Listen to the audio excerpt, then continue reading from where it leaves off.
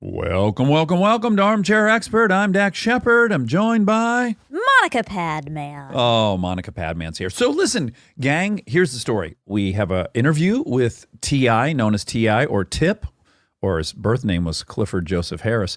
And since we recorded this interview, he was on another podcast and said some stuff about taking his daughter to the doctor. Right.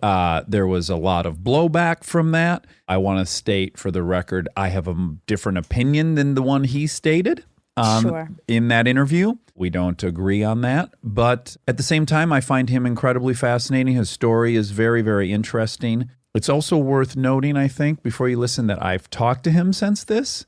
Okay. And he told me, for whatever this is worth, that he was exaggerating and also trying to be funny on that podcast. So I don't know how much of that he would stand by. But we're not really here to say. We're not here to say. And in fact, if you would like kind of a trial of that statement where it gets examined in depth, you should check out Red Table Talk with Jada Pinkett. She had Tip and his wife Tiny on, and they discussed this at length. But again, this interview happened before that. So if you're interested in the world of T.I. and his life story, how he got where he is today. Very interesting. This is, by all measures, a really wonderful interview. Very much so, yes. Yes, so we chose to release it. And, again, I don't agree with what T.I. said about that specific thing, but I also like Tip quite a bit and enjoyed talking to him. So, yes. Anything else you want to say, Monica? No, I think that's great. Just to be open and honest here, there was a conversation we had privately about maybe not releasing this interview during this hoopla. And I am very, very happy that we are releasing it. I think his story is incredibly unique, and we have not had anyone on our show thus far that has a life like his. Yeah. So it's important I think, for people to be exposed to all different kinds of stories. Yeah. So I'm glad that we're doing it. Me too. Please enjoy T.I. We get support from Quince.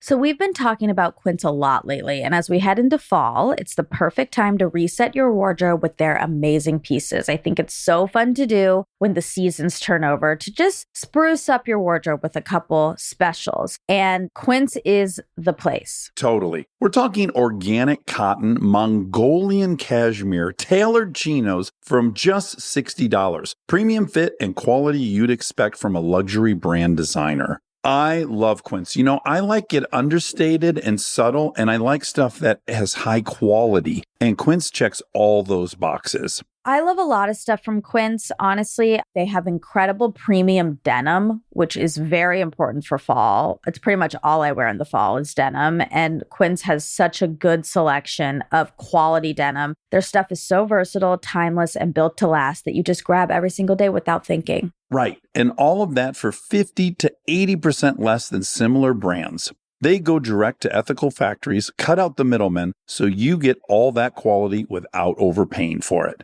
We love that. And they do way more than clothes. They have bedding, cookware, bath essentials, travel must-haves, same deal, and great quality. Upgrade your everyday. Download the Quince app for app-exclusive offers or go to quince.com/Dax. Get free shipping on your order and 365-day returns. Now available in Canada and the UK too. That's QUINCE.com/Dax.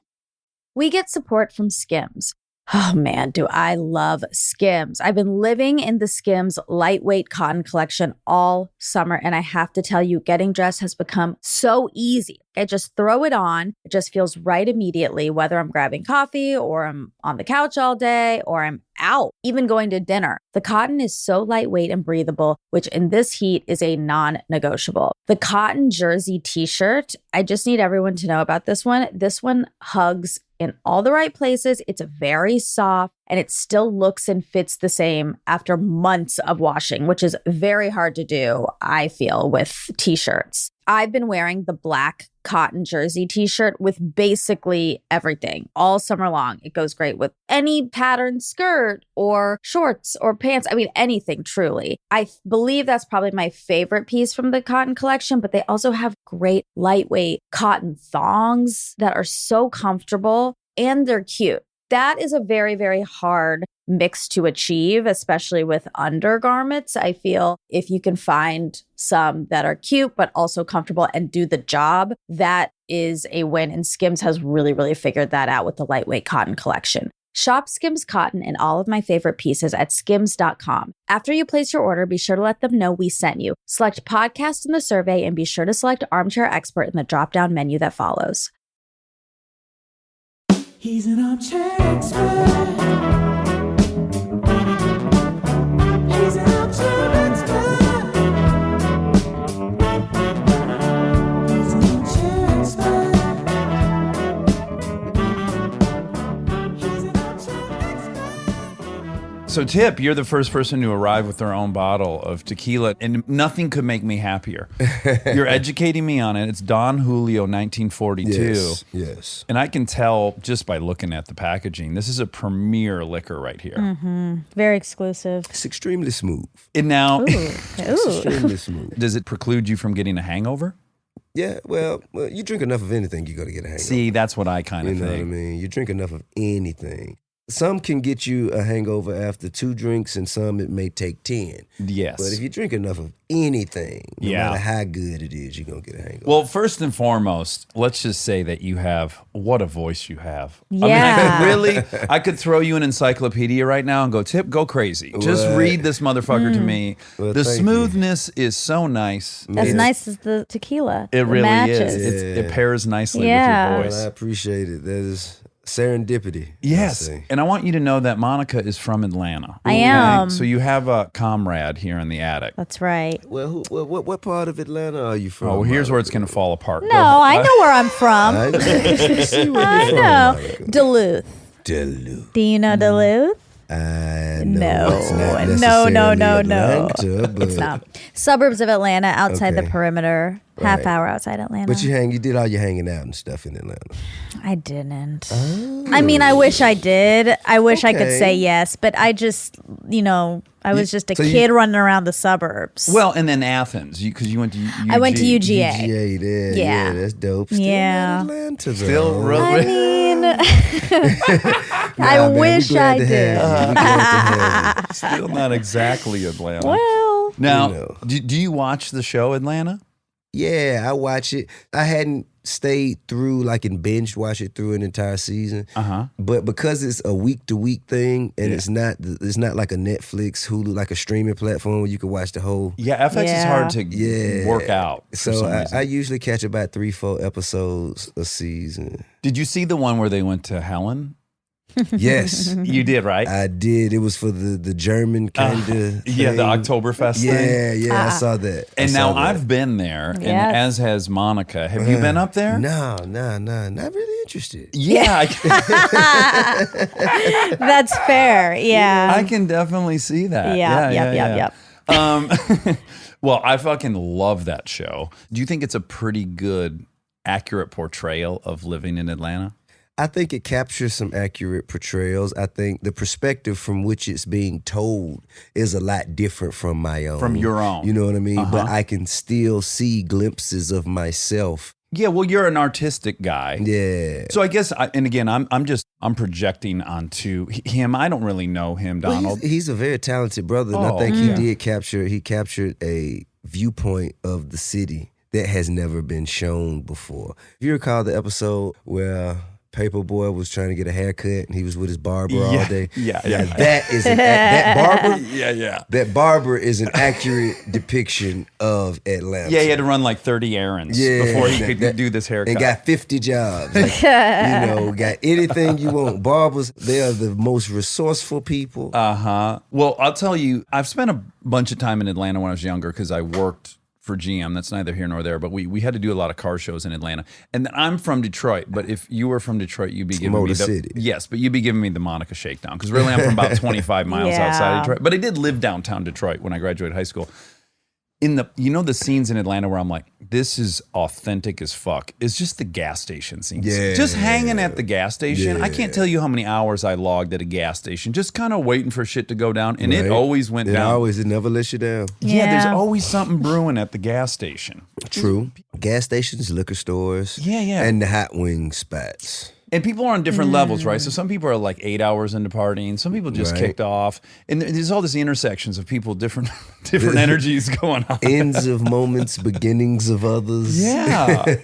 An apex of culture. Yeah. Now, I think strategically I would have pulled this out towards the end of this interview, but I'm gonna launch right into it. Come on, let's do it. Here we are. You come up a lot on here. Oh, Do you know this? I did not. Does this filter through to you? no.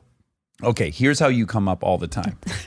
My wife has the strangest list of dream partners. Are you serious? Not Now, strange. It is strange. I'm Well- on How did I it. No. make- You're on I'll let you. I hope so. I've been with her for 12 years. I assume I'm on it. I'll read you the list and you tell me if you think it's strange. Okay, 'Cause let's I hear see it. the unifying characteristic. Okay, let's hear it. Okay, so Vincent D'Onofrio, Peter Dinklage, Riz Ahmed, and then Tip. Yeah, I think I might be like, I think I'm a culmination of like all of them put together in some way. I have a theory. Okay, let's hear it. She went to private school, then she went straight to musical theater. Mm-hmm.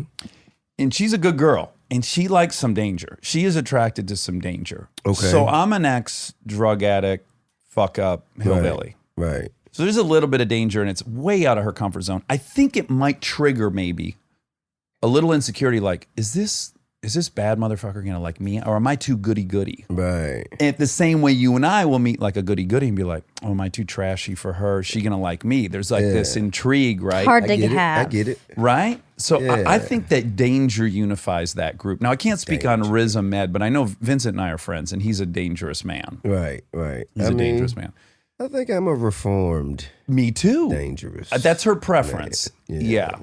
You activated some things in her. You guys work Excuse me? together. Let me start. Let me lay some ground. Let me lay some backstory. Context. Yeah. You guys were on a show called House of Lies together. were. Yeah. And you were love interests. Yes. For a You moment, can't think about yes. that. You were in a pool making out and stuff. And Yeah. well, I think fucking in the pool. Well, there may not have been an innuendo of sorts. Okay. So, anyways, I think you were there that day. Well, I left for the fucking scene. think don't you want were there, though. I didn't want to crowd her during that. I did stop by. You were on set quite often. That's where I came to know you. Okay, so I wondered if you even remembered meeting me, because I remember meeting you. Sure. I'm intrigued by you. Well, thank you. Yeah. I think you're very interesting yourself. Oh, thank you. Great. Oh, this is going to be great. It is, because as I learned about you today, I have this problem. Talk to me. I have this problem where I generally want to relate to people. Okay. You know, I'm not trying to look at the things that we don't have in common. I'm trying to look at the things that I can really relate to you and feel what you maybe have felt. That makes sense. And so I'm going to propose that you and I are quite similar at some point. It's a crazy theory, and it'll involve a lot of projection, which Monica hates. But I think you and I have some things. Okay. Okay. Let's hear 'em. Well, first of all, my wife likes both of us a lot. That's a good start. Yeah. That's a good start. The greatest journey begins with the first step. Yes. Now, you were born. You were brought home from the hospital to Alabama, somewhere in No, Alabama. hell no. You weren't born in Alabama Ever. Ever? No. You're a big Roll Tide fan and all that. No, not at all. Go Dogs. Oh, yeah. You're- okay. Hell yeah. Well, I think you're shifting gears here because I have no history with Alabama. with Alabama at all, except for I did sign, one of the greatest talents that I've ever found in Doe B, who is the king of Alabama. Okay. He passed away. He did. Yeah. He passed away, but we still recognize him as the king of Alabama. So that's my connection to Alabama, Montgomery to be exact. Now, is this story apocryphal, or did the guy from Creed try to commit suicide by jumping off of a? No, this is absolutely this is true, right? Yeah. So the lead singer from Creed, I guess. Yeah, Scott Stapp. He jumped off of a balcony trying to commit suicide, and Tip found him. Wow. Yeah. And what he claims is that I saved his life. Well, I just talked him out of continuing to try to jump. okay, I didn't talk him out, but I kind of like, yo, come on, dude. 'Cause I was out- wow. I was smoking a joint with my buddy Phil, God rest his dead, and we would hear moaning from above, because it was a half-covered balcony. Mm-hmm. We're smoking, and we hear some moaning and groaning and grunting and mumbling, and I look at him, he looks at me, and we go further out into the exposed area and look up and see the person that is like, his legs were obviously broken. So he was Ugh. trying to like move with his arms. And I'm like, yo, what's up? Chill. Yeah. And he started talking to me. Well, his story, really quick, if I can interject, is that Okay. you had an Alabama hat on, and he said "Roll Tide." I might have had an Alabama hat. There we on. go. So there's something. that's There was the a kernel. connection. Or it could have been an Atlanta hat, and he was so Yeah, Fucked up. Yeah, that's he just was true. a Roll That sounds Tide more on likely. any It hat. could have been a burgundy Atlanta hat that he thought was. Yeah. Okay. You know, Similar colors. Yeah, and similar fonts on the A. True. True. Yeah, still very, very different. Couldn't be more different. But that's Oh, not the wow, fir- that's can I crazy. say another thing? So that's not the only interaction that Tip has had with someone trying to commit suicide. So one time you were you watching the news? No, I was in my car. I was leaving my house. I was getting in my car, leaving my house to go shoot a video, headed downtown. And on the radio, they kind of like, emergency, we're stopping the radio. There's emergency broadcast. There's someone on the building trying to jump, right? And I'm already headed that way. And so I'm listening, and as they continue to talk about the person and what they knew of the person, and something in my spirit just said, see if you can help. Uh-huh. Wow. I went down, because I know what the building is. I'm familiar with the radio station and the people who own the radio station. So I called them. They were like, yo, anything I can do? And they was like, man, I don't know, man. Dude, he talking like he ain't. And so I was like, all right, cool. I'm on the way up there. So then I parked the car and walk up, and then the police kind of stopped me at the yellow tape. I'm like, hey, man, listen, I'm coming to see if I can help. Uh-huh. And so then they walked me in past the yellow tape through like the crime scene. They had like the street blocked off always, and Yeah. the negotiator with the vests and the chain badges and shit. And so they walked me in through all of that. You know, it was around the time in my life where I was kind of known for going to jail a lot. Sure. And so my name and face was, especially like with the cops, they like, we know who you are, but what the fuck? What the fuck you doing here? You know what I mean? It was actually the day before I was going to court. Oh, no kidding. It was the day before I was going to court. And so I was like, yo, what's up? Can I help? A saying that I heard and I find a lot of truth in is there's no fear in faith. If you stepping out on faith, you don't know what's going to happen, but the fact that you're willing to take that step, ain't no fear in that. You know what I'm saying? You prepared to handle whatever come on the other side of this, however it go, positive or negative. So you were able to talk to him though, yeah? And he did come down. I told him it ain't that bad. Can't be that bad. Tell him, you know, the best is yet to come. You gonna miss it. And he came down. wow. That's pretty great. I still went to jail when I went. The next day. The next day, I still got my 11 months. You weren't know what I like, mean? hey, net positive though. Yeah, I did this, but I did this. Aren't we? We're back to zero. The thing is, I don't know why my spirit like just moved me, but I heard my voice in my head say, "See if you can help." Uh-huh. I like I that. did. Me too. Who knows? Maybe I would have got 24 months if not for You Yeah, don't know. exactly. You don't know. Yeah. Okay, so forget about Alabama, but you grew up in Atlanta. I did. And you grew up with grandma and grandpa?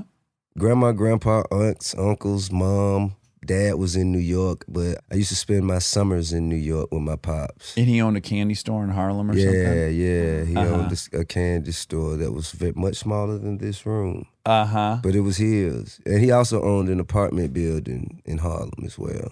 Okay, so here's where it starts. Here's where my projection starts. So my mom and dad were divorced. Okay.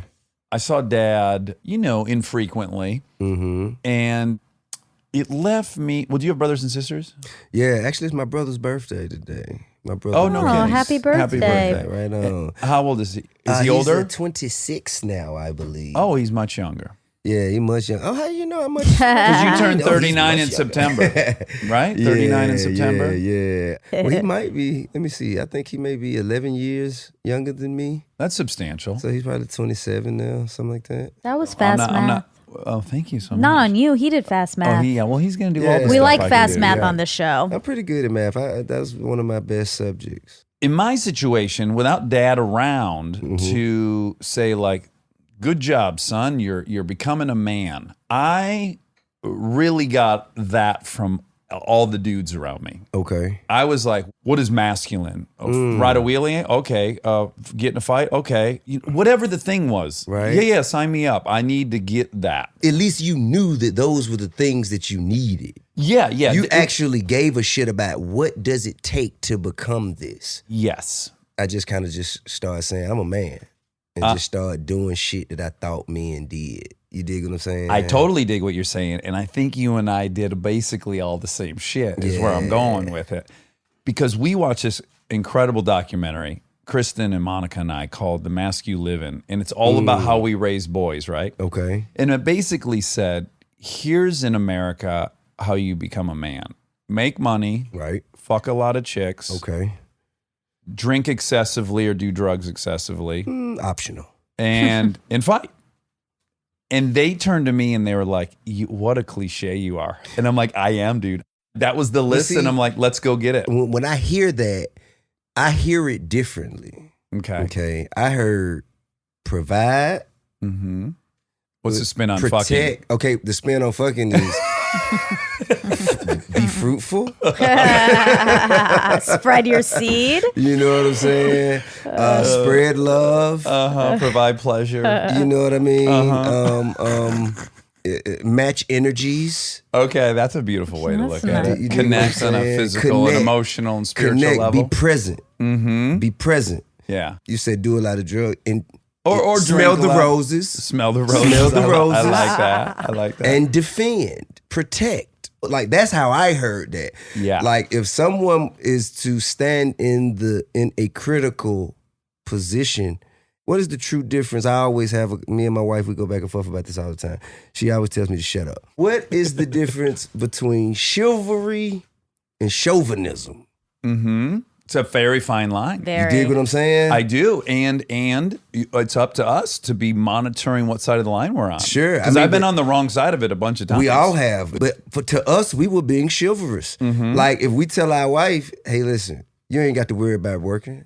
Don't do that. I do that for the both of us." Mm-hmm. Like some women see that as chivalrous. Mm-hmm. Other women see that as controlling and chauvinistic. Sure. You know, I don't understand where is the line here. Well, it depends what your lady wants. Yeah, That's what I'm exactly. saying. Exactly. Are you interested though in examining why you do these things? Like, why is it you and I have this code or this thought or what our role should be? Does it interest you? Like, where did I get this? And should I perpetuate it? And now I got kids. I have kids too. Is this something I want to pass on?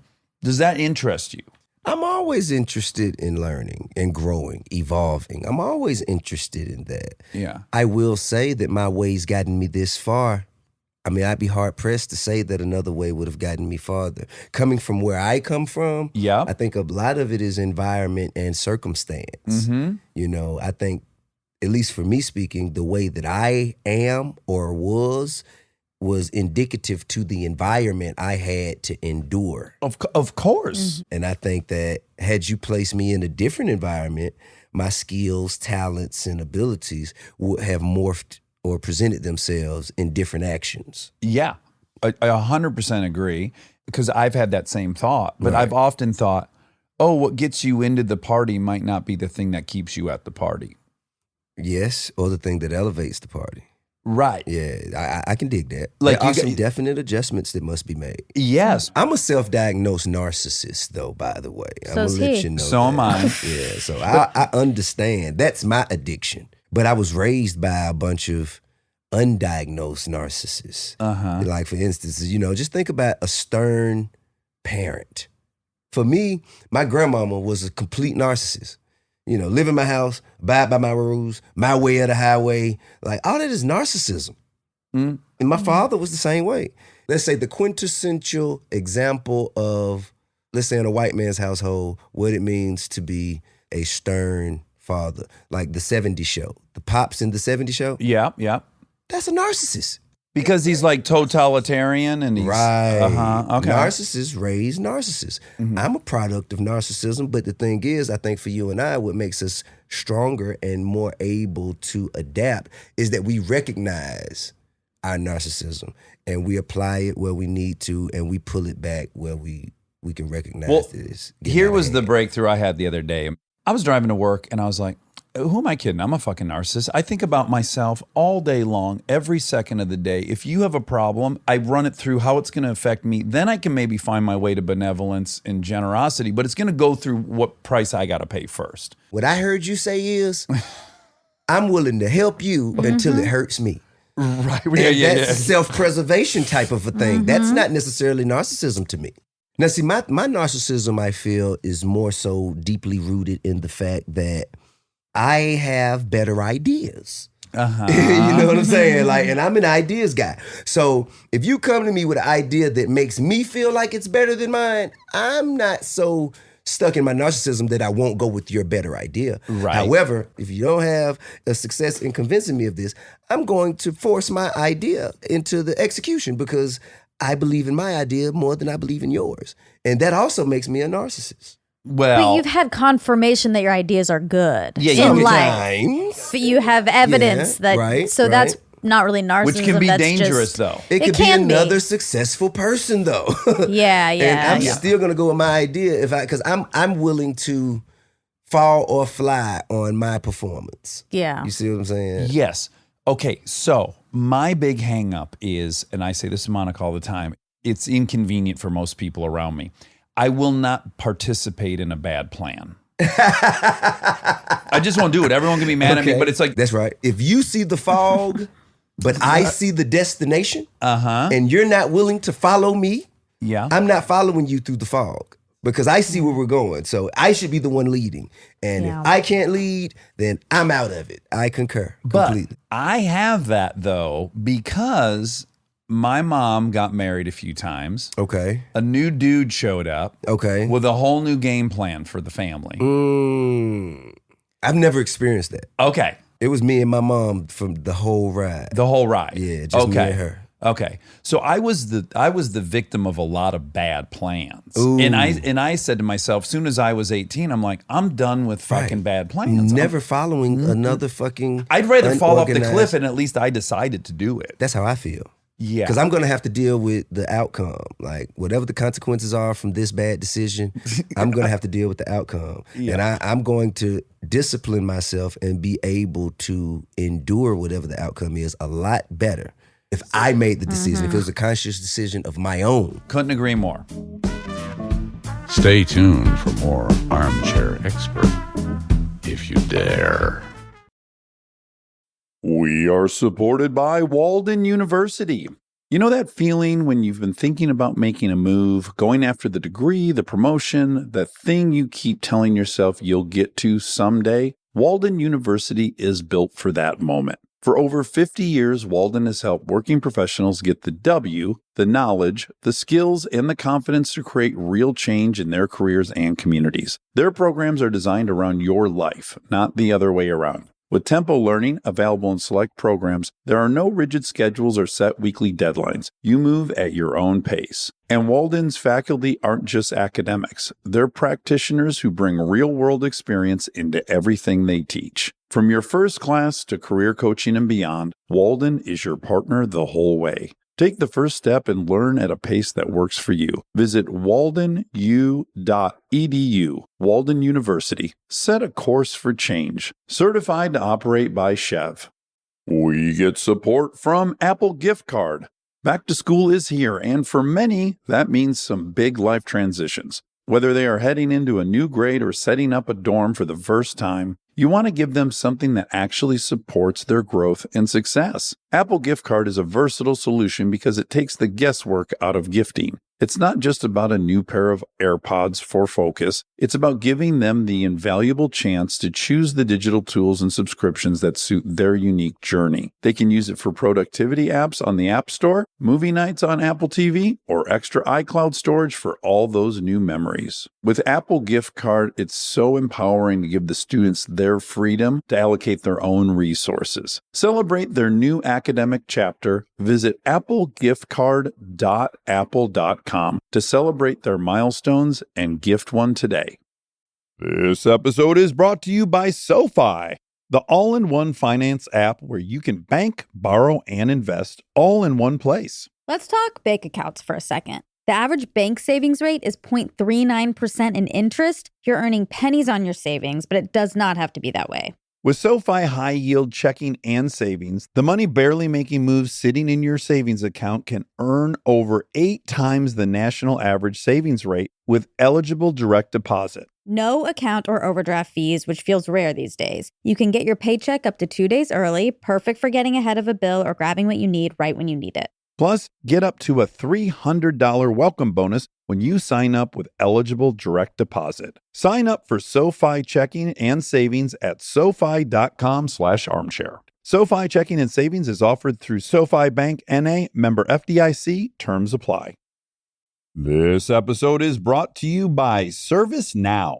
Look, I have my dream job. I get to talk to folks I admire like crazy and ask them virtually any question that I want to. I can't imagine a better way to spend my time. But even dream jobs have some not so dreamy parts, the stuff that gets in the way of the actual work. Now, that's where ServiceNow's AI specialists come in. They don't just tell you what you should do about your busy work. They actually do it, start to finish. Cases closed, requests handled, no extra work for you. So you and your team can focus on what matters most, which for me is, are they obsessed with male bodies on the same level as I am? They never are. To learn how to put AI to work for people, visit servicenow.com.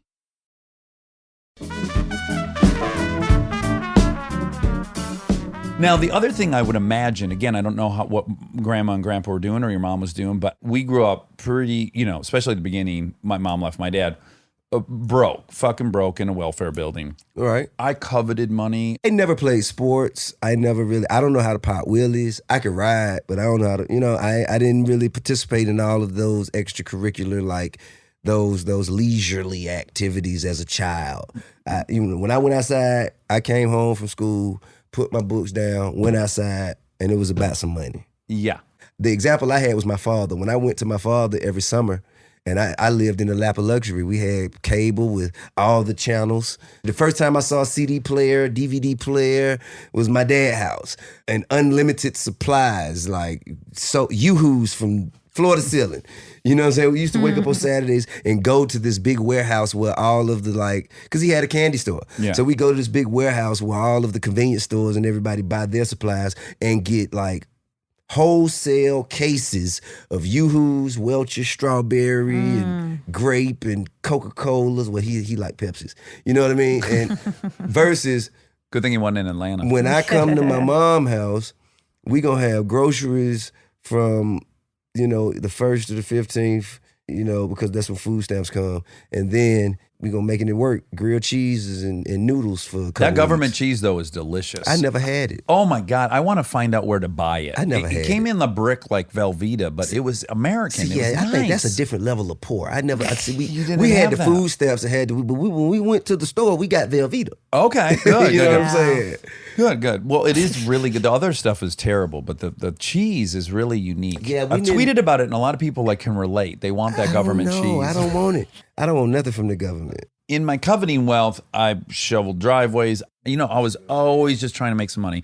That's what it was always about. And you did candy. Yep, from 4th grade to 7th.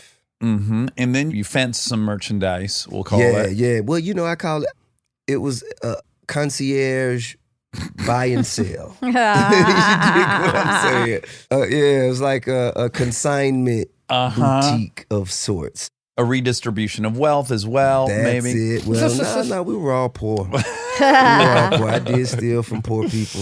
Those kids' parents probably, I don't know, they were well off. Let's just say they were. Yeah, They were better off than me because they had the coat and I didn't. So you But took someone's coat, I didn't. sold it. I myself did not. Oh, got it. Okay, so what is the story? So basically, I was known as the guy in school. I sold candy, and so I handled money. I had people on different halls selling candy for me by the time I got to 6th grade. Wow. So I sold candy on 7th grade hall, 8th grade hall. I had lockers in different halls, and I had people. I would give them $25 worth of candy. Uh-huh. And if they sold all 25, I give them $5. So that kind of morphed itself into a reapplication of skills. When you dress out for PE, Yes. so a lot of kids, when they dress out for PE, of course, they leave their sneakers and their Sure. They're careless. Yeah, So, sure. Different kids would go in the locker room and steal coats Got it. and bring them back to me, and I would give them, I think it was $20 for a starter jacket and like $25 for some Jordans, $25, $30 for some Jordans.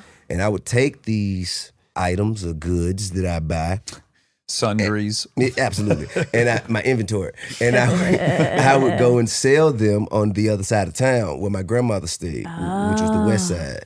And these kids went to different schools. Yeah, so there was no trail. Right. So Right. what I Wow. bought for What a 25, business. I'd probably sell for 40.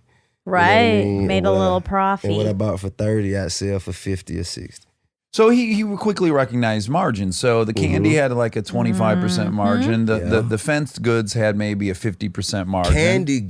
My candy margins got up to, it depends. I saw that candy bars made closer to 100% because, of course, if it's $2.99 and they give you 12 candy bars for $2.99, you can sell those for 50 cents easy. Oh, yeah. Which yeah. is 100% flip. You know what I Yeah. mean? But candy bars are hard to keep in form throughout a school day. Especially in You see what I'm Atlanta. saying? Yeah. Sure. They're hard Yeah. to keep in form. So nobody wants to buy smush candy bar full price. All right. See, wow. so that was my So that was my quality issue. control. Yeah, Quality yeah, control. Yeah. So I learned all these things, and then the fencing market was like a 35%, 30 to 40%. I could only get as much as the quality of my inventory. So if this is a more worn pair of Jordans, Yeah. then I'm not going to be able to get as much for it. And if this is a jacket with a stain or a hole on it, Right. you know what I'm saying? I'm not going to be able to get as much for it. But when I ran into crack, Yeah, here we go. That's okay. where we're going. that's when I kind of turned into a drug dealer. Right. And this is young. This is like 14. Sixth grade. Oh, Sixth sixth grade. grade. So Wow. 12 years old. Yeah, 13. I was 13? a teenager. Yeah. Okay.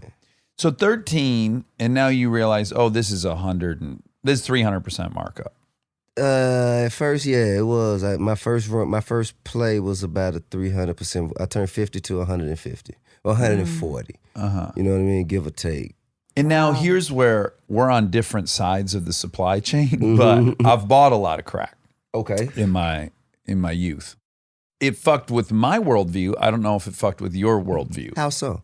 Because I'm sure it did. I just want to see if it's the same way that it fucked up yours. yeah, so what you see immediately, and again, it's much worse on my side of that equation than yours, which is, oh, I'm looking around and, well, this is me. I mean, I'm looking at who else is buying it. I can't pretend I'm something other than what all these other people are doing, right? So we're all desperate as fuck. We're in primal mode. We've probably been up for 2 days. You know, the worst layer of being an animal on planet Earth. Right. For me, I'm speaking for me and what I was around. I'm thinking. Seeing what humans are capable of, what level of desperation and what they'll do to feed that. Right. Just being aware of like, oh man, we as an animal, we can get pretty fucking dark. We can get pretty dark. We can get pretty low. And so for me, it was like, okay, good to know. A lot of the people on this planet are desperate and doing fucked up shit. And there's a gnarly sector. And it infected what I thought of the world. Like I met Kristen and I didn't think someone like Kristen really existed. These people live at your house. You let them live there for free. They're all fucking using you. You're like, my view was so twisted from growing up, kind of broke and then getting into drugs. And she's slowly over 12 years infected me with the good stuff. That the world isn't just all the people that I was with. I get it. And so I'm just wondering, being 12 and then up to however many years before you Well, it stop. was like a teenage job for me, man. Like by the time I was 21, I was on my way. you had a record deal. Yeah. So it was like a teenage job. But dealing for with me. adults, being younger, recognizing the frailty of adults, Right. that had to have permeated some part of Well, your it brain. made me incredibly cynical. Right. That's what I'm saying. It made me incredibly cynical. And it also jaded my assessment of danger. Right. You know what I mean? Like let's just say you ever been somewhere with someone and you walk into a room and it's incredibly cold and they're like, feels fine to me. You know, like that's kind of, you know, like for Yeah. instance, if we're standing on the corner and then like, you know, a drive-by happens and, you know, everybody's like, man, I'm like, well, I didn't get hit. It's not that bad. You know what I'm saying? But like literally our lives were in danger. Yeah. Like other people would be like, "Ma, are you fucking kidding me?" I'm like, "Man, it's not that bad, bro." Like Desensitized. I am desensitized to Yeah. a certain degree. You know what I mean? I've seen so much death. When people die, I see so many people crying, and these are people who are near and dear to me. I'm like, man, is it wrong? Am I wrong because I'm not crying? Is there something wrong with me? So But that too was my guess that like so someone close from recovery will die. And I'll be like, yeah, that's what happens. yeah, Like it's a part of the process. that's what happens. I don't really know. But and again, I'm not overly emotional. I'm a little bit like, well, there, but for the grace of God go I. I'm bummed, but it ain't me today. Thank God. You know what? I heard my granddaddy say something that I say to this day. You know what I mean? I don't say it all the time, but I always think it. So one of his buddies died, you know what I mean? And his other buddy came to tell him. He said, "Man, you remember old such and such?" He said, Yeah, I remember him. He said, "Man, you know he died, man." "What? Did? Well, damn. Could have been worse." And so his buddy's like, well, Robert, what you mean it could have been worse? The man dead. How could it have been any worse? Yeah, could have been me. Yeah. Oh man. And so, But I don't think it makes you or I a sociopath. It makes it like if that's the reality of what's going on, that it just gets death is normal, gonna right? happen. Yeah. I mean, you know, some hurt more than others, but like somebody has to be the backbone. And I think that also when people grieve, when they're overly sad at death, that is a selfish reaction. You're upset because you won't get to experience this person's physical presence. You're not upset because they're in a worse situation. You have no idea about it. They have no pain. They have no They're pressures. completely unaware of the fact they died. Completely Yeah. unaware. We know that they're not in no pain. We know that they don't have the same problems that we have here on earth. So it's selfish for us. We're only thinking about our pain. We're not really thinking about their paradise. And I think that my cynicism led me to that. Yeah, coupled with I refuse to dishonor the fact that they were here and I loved it and they were great and we had you know what I'm saying? Like I also think there's like this inclination to write off the whole thing as some kind of tragedy, and was like, well, no, hold on. There was like this great, Right. like I aspire, when I think about my children, I'm like, I hope the only thing I ever think about my children is like, oh my God, I got to meet these people. Yeah. That's what I felt by Nip. I had the opportunity to really like spend so much time and be Nipsey around. Hussle. Yeah. Even like, you know, to develop a real rapport, real relationship with somebody so dope, so great, so significant. Yeah. His thing, and I'm on the fringe of knowing about Nipsey, but he was very into entrepreneurship and teaching black men how to handle their finances. Sure. And don't buy this, buy a fourplex. Sure. Right? That was kind of, is that the thing you guys saw eye to eye on, or had a it similar is. message? It is. We had conversations about, you know, how to advance the ecosystem of our communities, how to generate wealth more so than debt. Because I've built brands, you know what I mean? And so that's what he and I used to talk about. Like he asked me, how did you take a promotional item and turn it into a full-blown clothing line? So the promotional item was the Hustle Gang hoodie, which is basically the chief with the Hustle Gang. And I gave it away at BET Awards. And then people who I didn't have assigned to some offered to pay for them. Right. So I said, okay, well, let's sell them. After the BET Awards, we printed more and we just started selling them.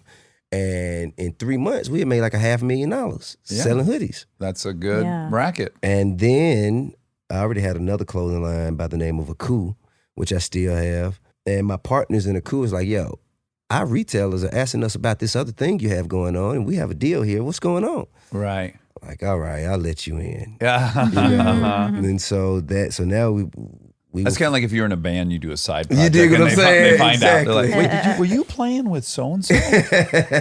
So, you know, so he said, how did you do that? And I kind of walked them through it. I was like, well, you know, I got it to a certain point and I passed it off to people who could do the manufacturing and distribution for me and just maintain my equity. From that conversation, it led to the marathon line and the store and like all of that shit. Because one thing I never did was I never participated in the retail. You know what I'm saying? So I went to Dillard's and Macy's and DTLR and other retailers, and I sold off and let them go sell it. Really quick. He did it all. Conceptually, you already have this framework, which is it's the candy. It's you buy a kilo, they're Yeah. cutting that into ounces. They're That's throwing right. that to guys. Yes. Guys are cutting that into 2 ounces, and they're Right. giving you some. By the time you get it, 7 people have cut it. Right. That was another aspect I was going to say about that. Just the drug experience is like you also recognize everyone on the chain, on Yeah. the supply chain, And how it is- dilutes itself It on just the way gets down. shittier and shittier and shittier, and that's something to take on. You know, Yeah. to recognize that, like, oh, it's Sure. interesting. It's getting shittier and shittier and shittier, and the money's being made all along these steps. And then so the retailer thinks the exact same thing, right? But they're the last Absolutely. stop. They're the ones selling the rock. One thing I learned in the dope game as a middleman was to cut out the middleman. Right. And jugging, in the sense of a hustler, it means buying low, selling high, without actually having to buy. You know what I'm saying? So if I knew a guy that got, for the sake of punishment, let's just say pounds of kush for $2,500, Mm-hmm. and I know that it's gonna go for $4,500, then I'm gonna go find a guy and say, man, I got it for $1,000. And then just, you know what I'm saying, plug the play, take the $1,500. I didn't even have to jeopardize the first $2,500 of my own liquid, and I walk away free and clear with $1,500. So that tells me to cut out the middleman, because if I'm the one doing the buying, I'm like, well, shit, where you getting it from? Because if I cut you out, I could probably save me $1,500. Yeah. So I think that kind of Yeah, you're just trying to get closer and closer to getting the source. closer and closer to the actual source. Yeah, because they're selling kilos. Pablo Escobar is selling kilos for like Right. $1,000 Right. in bulk. Right. Yeah, I don't want to get that close. But you can do it in the clothing game. Yes, you can. Yeah, you're 'Cause not I don't want afraid to to go deal with meet Pablo. Ralph. I don't want to deal with Pablo. You could meet Ralph Lauren and be fine. I could. Yeah, I sure could. I think. But another thing is, it taught me the quality of garments. Before I partnered with the manufacturers and distributors in RP55 that I did partner with, before I partnered with them, Jason, who's my partner in my clothing lines, we went out and paid our own money and designed our own stuff and waited on our samples, and the shit looked horrible. Mm. Looked fucking horrendous. I'm not putting my name on that. Uh-huh. I'm not putting this on. You know what I mean? So we skipped a lot of steps by partnering with people who already had an infrastructure set up, and I could focus on creative and marketing. Well, that's the thing where you got to police your own self, right? If you're a control freak, it's like Right. you got to recognize what you're good at and not be trying to do the stuff you're not This is true. good at. You gotta be Because honest it's a with waste yourself. of time. You gotta Yeah, be honest with yourself. yeah, which is hard. Yeah, it's hard for most people to do because Especially like we were saying earlier, if you've had some good ideas that have panned out, you start drinking your own Kool-Aid. well, I know what I don't know. I think that's that is the first step to brilliance. You know, gaining knowledge of the things that you don't have knowledge of. Uh-huh. And that means you're not gonna step out there and try to do something that you ain't meant to do. Like for instance, let's say for this piece of land right here. If you tell me, man, I'll give you this piece of land for X amount of dollars, but you have to finish building it in 12 months. I'm not finna get out there with no hammers and nails. Uh-huh. You dig what I'm saying? I'm gonna okay, well, I'm gonna need an architect. Let me call me an architect in here. And I'm gonna need a general contractor. Let me call him in here. Ain't finna And- get out there. Yeah, I'm not finna handle- that's not, that's not even in my, if I were to, like, I'd love to see that house, though. if I was to dilute, hey, let me tell you, it wouldn't even be, it would never be started. Right. Because I know that this isn't my talent. This isn't what I do. So I want people who are just as talented in what I need done as I am in what I'm talented in. Yeah. In the things that I do. Okay, who was the wordsmith in your family? Where did you fall in love with words? I'm the first in my family to do any of this shit, except for go to jail. I think that I was always advanced. I even as a child, before school, as a toddler, they used to hand me newspapers and let me read. And like I don't know. I caught on easy Yeah. to fundamental reading, writing, and arithmetic. It just like long O's versus short O's, like vowels, consonants, subjects and predicates, and all of that kind of shit. I just caught on to it. The orders of operation and algebra and whatnot. All of that shit just came real easy to me for some reason. Yeah. And when you're young and that shit come to you easy, you become ahead of the curve for the rest of your peers and age group. For that, it got me the opportunity to hang around older people. So then socially, I began to catch up with my academics. So I was ahead of cats socially at a very young age, Yeah. which offered me different experiences. Yeah. And I was like 8 when I started rapping, 9, 10, when I actually learned how to write my own songs, like how to count bars, what a hook was, what a bridge was. I remember being a young kid in the apartments. This was even before my candy trade business. This was probably 1st, 2nd grade. And I'm outside, I'm playing with the kids in the neighborhood. We playing football, 2-hand touch in the parking lot. And the older dude, who was probably about 16, 17, older dude at the time, who was playing all-time quarterback. So he'll tell us, man, I want you to run 5 yards and cut. And I say, well, how many yards? What's 5 yards? And the other kids were like, got you. Right, but they didn't know what the fuck you. I didn't know what's the fuck is 5 yards. Right. He was like, man, just run the route. I'm like, I don't know how. What do you mean?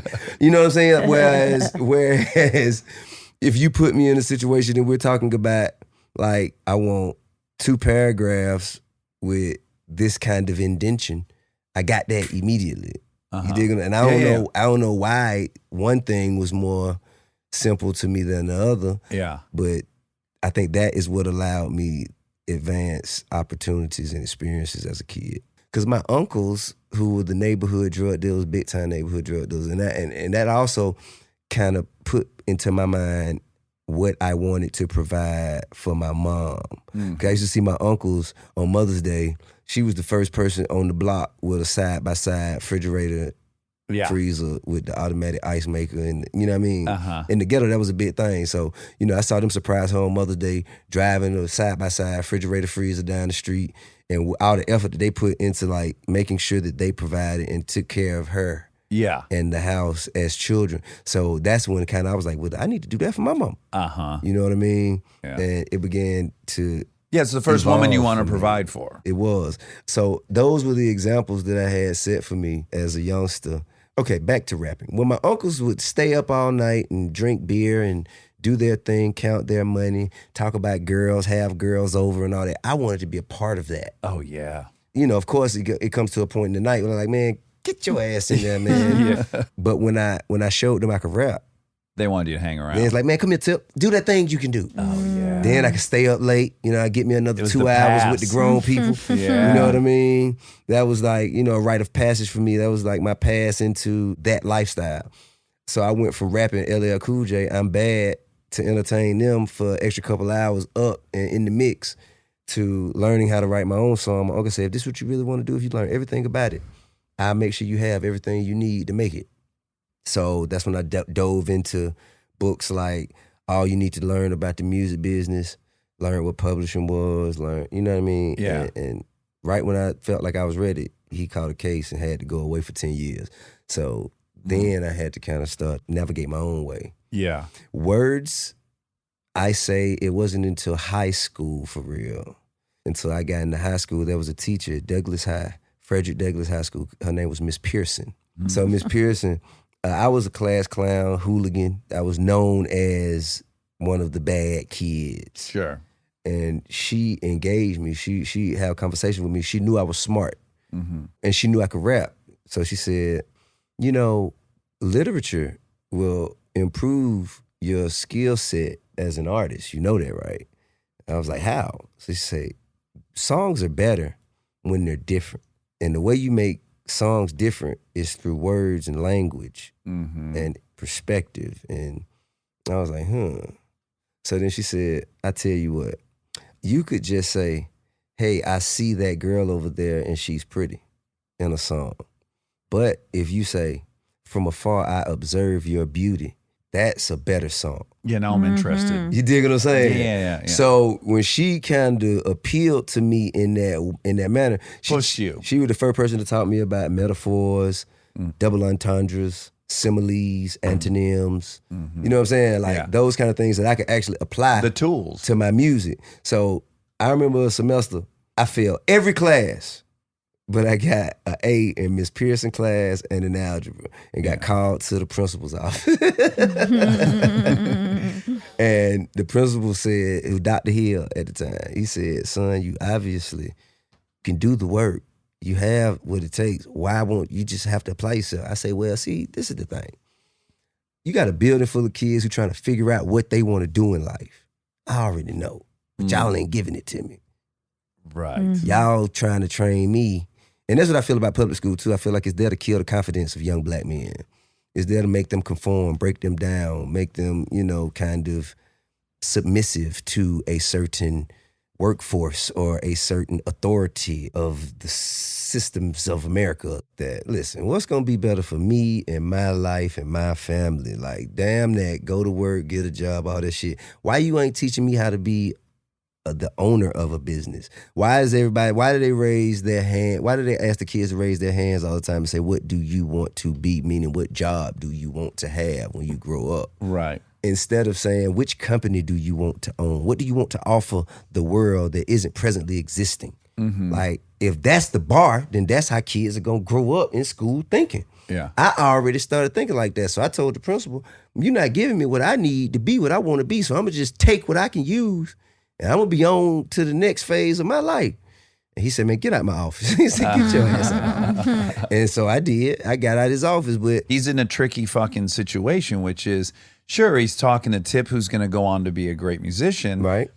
Not everyone in that school is a fucking great musician. What is he going to tell everyone to go be Tip? No. I've got bad news for you. It ain't going to pan out. True, but I think rather than having a systemic approach to educating everyone, to Yeah. teaching everyone all the same things, how about training yourself To critical think and to stuff. recognize talents in these students and teach them what they need based on their talents? Why isn't there an evaluation or standardized test that evaluates what your talent is? You're not good at math. Okay. So instead of forcing you to be good at math, what are they good at? They're good at science. Okay, so we need to put them in a science program Yeah. because they're scientists, obviously. Instead of like saying, oh, you suck because you ain't good at math. Nah, man, let's enhance your strengths Yeah. and reinforce what you need in order to become something. Because if you do that, you may have the most successful scientist, but you're trying to teach him how to be a mathematician. And that ain't what you know what I mean? Yeah. I think if the school system was more of a reflection of that, we'd be in a better place. Yeah.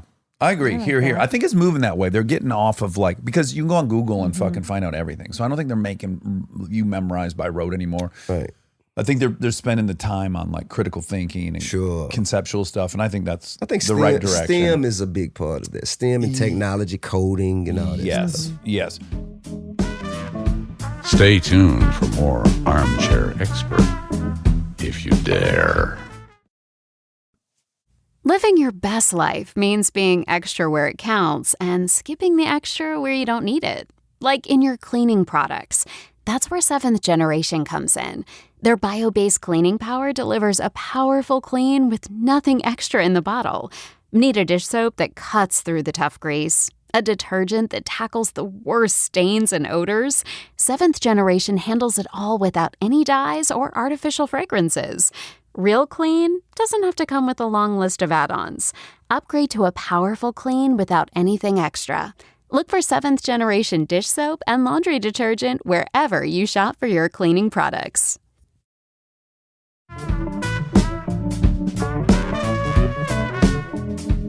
Okay, my last question about your childhood. You're cute. You've been cute your whole life. I'm pretty certain of it. I saw pictures of you. I never really looked at it as cute. Well, you are. You're good. You're good looking and you can talk. So Handsome and articulate. okay, debonair and articulate. There you go. There it is. You did well with ladies. I know this. Did you use ladies to regulate your emotions, your feelings, your experience? I think I kind of self-medicated with ladies. I'm asking because I did. The present perspective of a man right now is going to be a reflection of his experience as a child with his mom.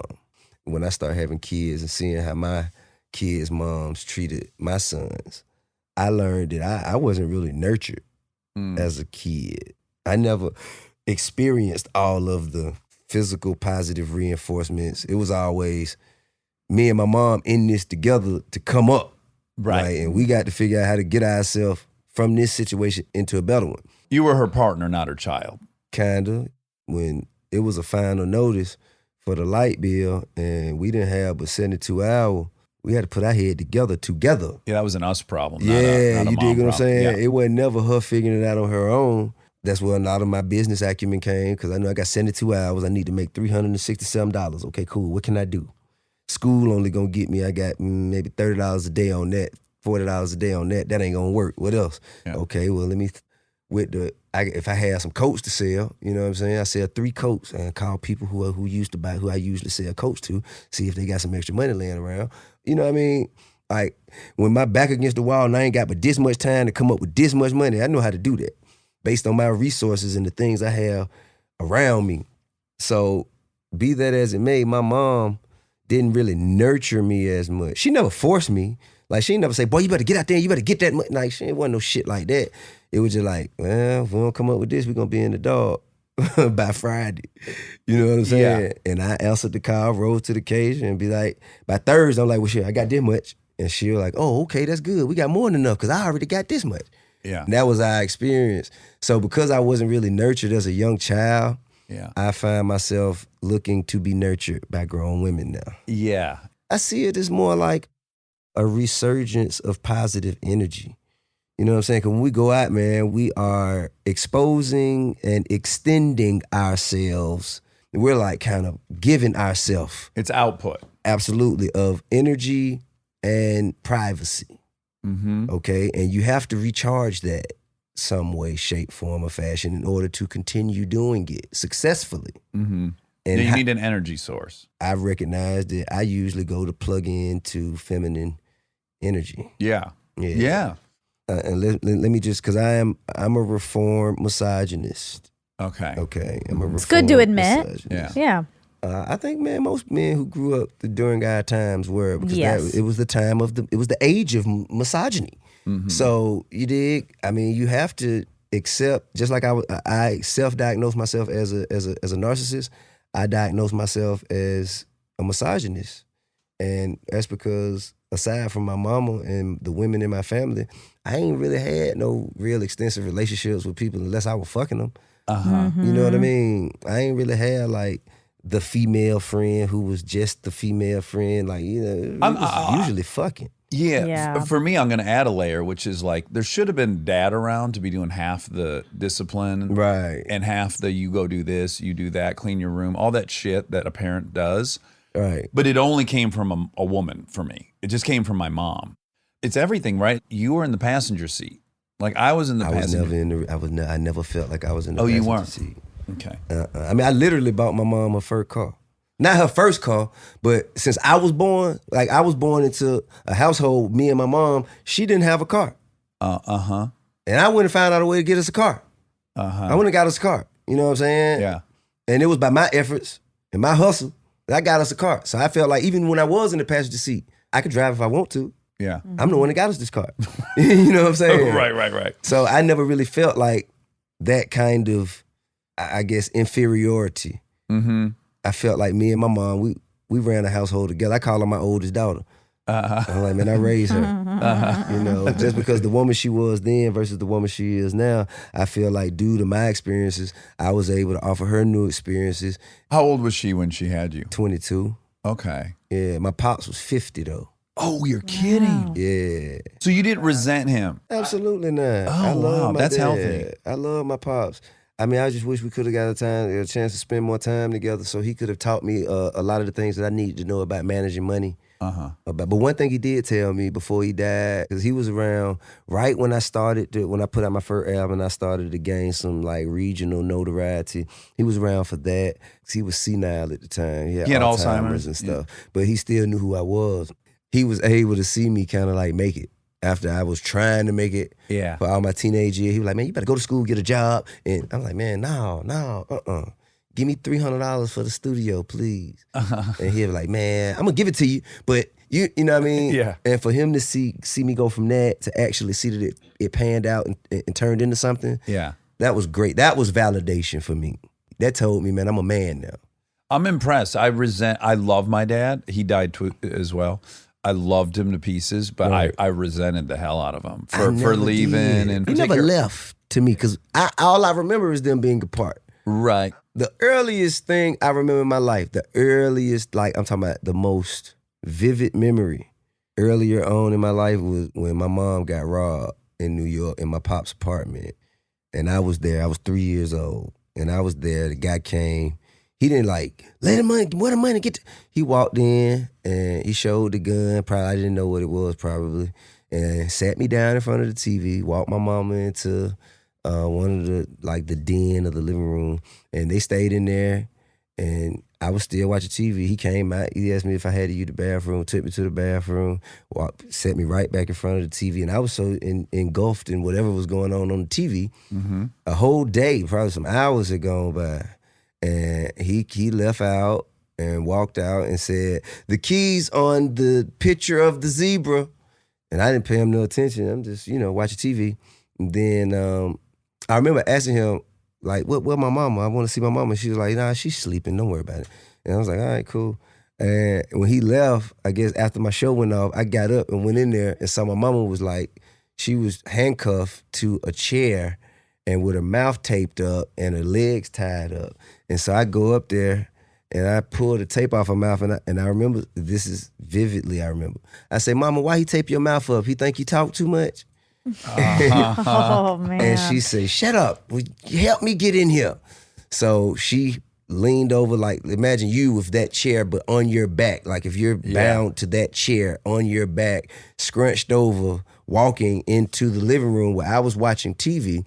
And there was a picture, like kind of high up on the wall of a zebra in front of an Excalibur, like a car. It was a picture of a zebra in front of an Excalibur. Yeah. And And that was one of the pictures that my dad had. And the key to the handcuffs that she was bound to was up here on that picture. And she couldn't get it. So she's like, Tip, get up there and get that key. I'm 3 years old.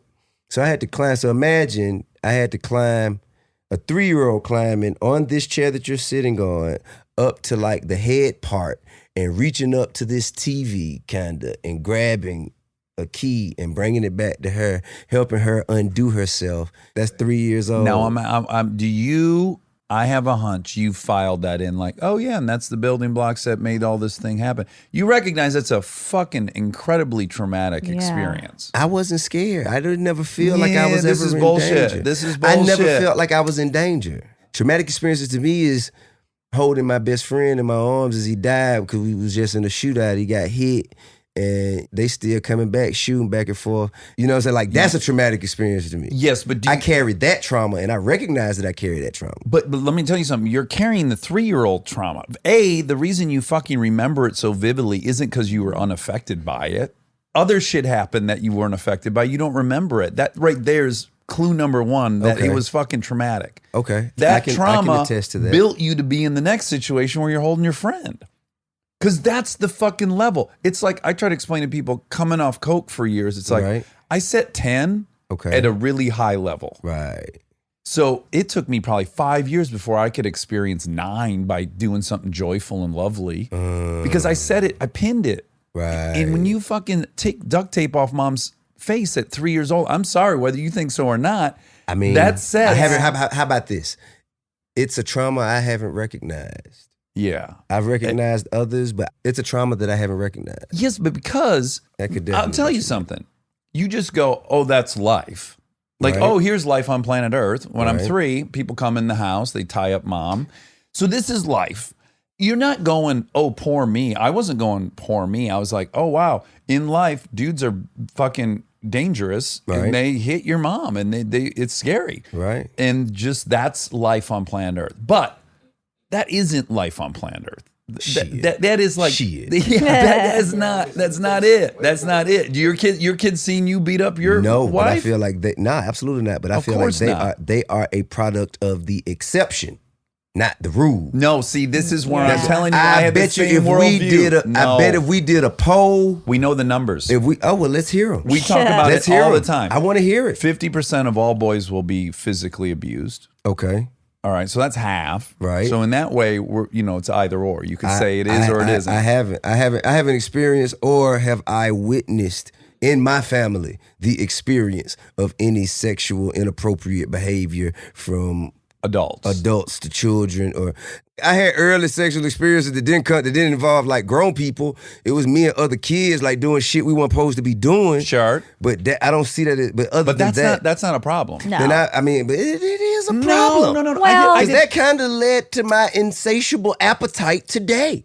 That's also a level of some kind of a seed being planted in a certain level of trauma.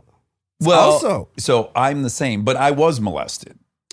So in my worldview, like your worldview, where their mom gets duct taped at 3 years old, in my worldview, everyone's been molested. I'm like, yeah, that's standard operating procedure here on planet Earth. I can dig But that. I now recognize that is not fucking standard operating procedure.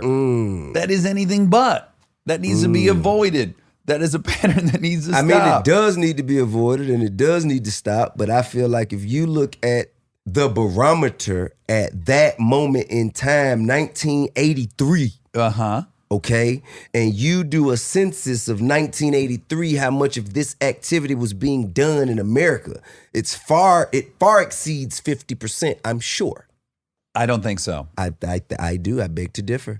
Yeah, but is it occur to you like right now today? I know it isn't like that because we've learned more. Our experiences and evolution as human beings have led us into a better civilization? Let's call it. Yeah. You know what I'm saying? But at that time, yeah. all I'm saying is that was a different time, and the barometer of right and wrong was fucking broken. I accept that. I agree. I accept that the line on the graph is going like this, Right. in the positive. I Right. accept that. Mm-hmm. But also, you were in a percentage of people who experience a lot of trauma. Okay. That's just a fact. I'll agree with that. I can agree with that. And I think we now know that people who have trauma have some pretty predictable shit. Hurt people hurt people. Hurt people. Right. We regulate. What that means regular? Tell me what you mean regular. It means I'm in the house. Mom can't make the fucking electricity bill. I feel powerless. I go over to Susie's house.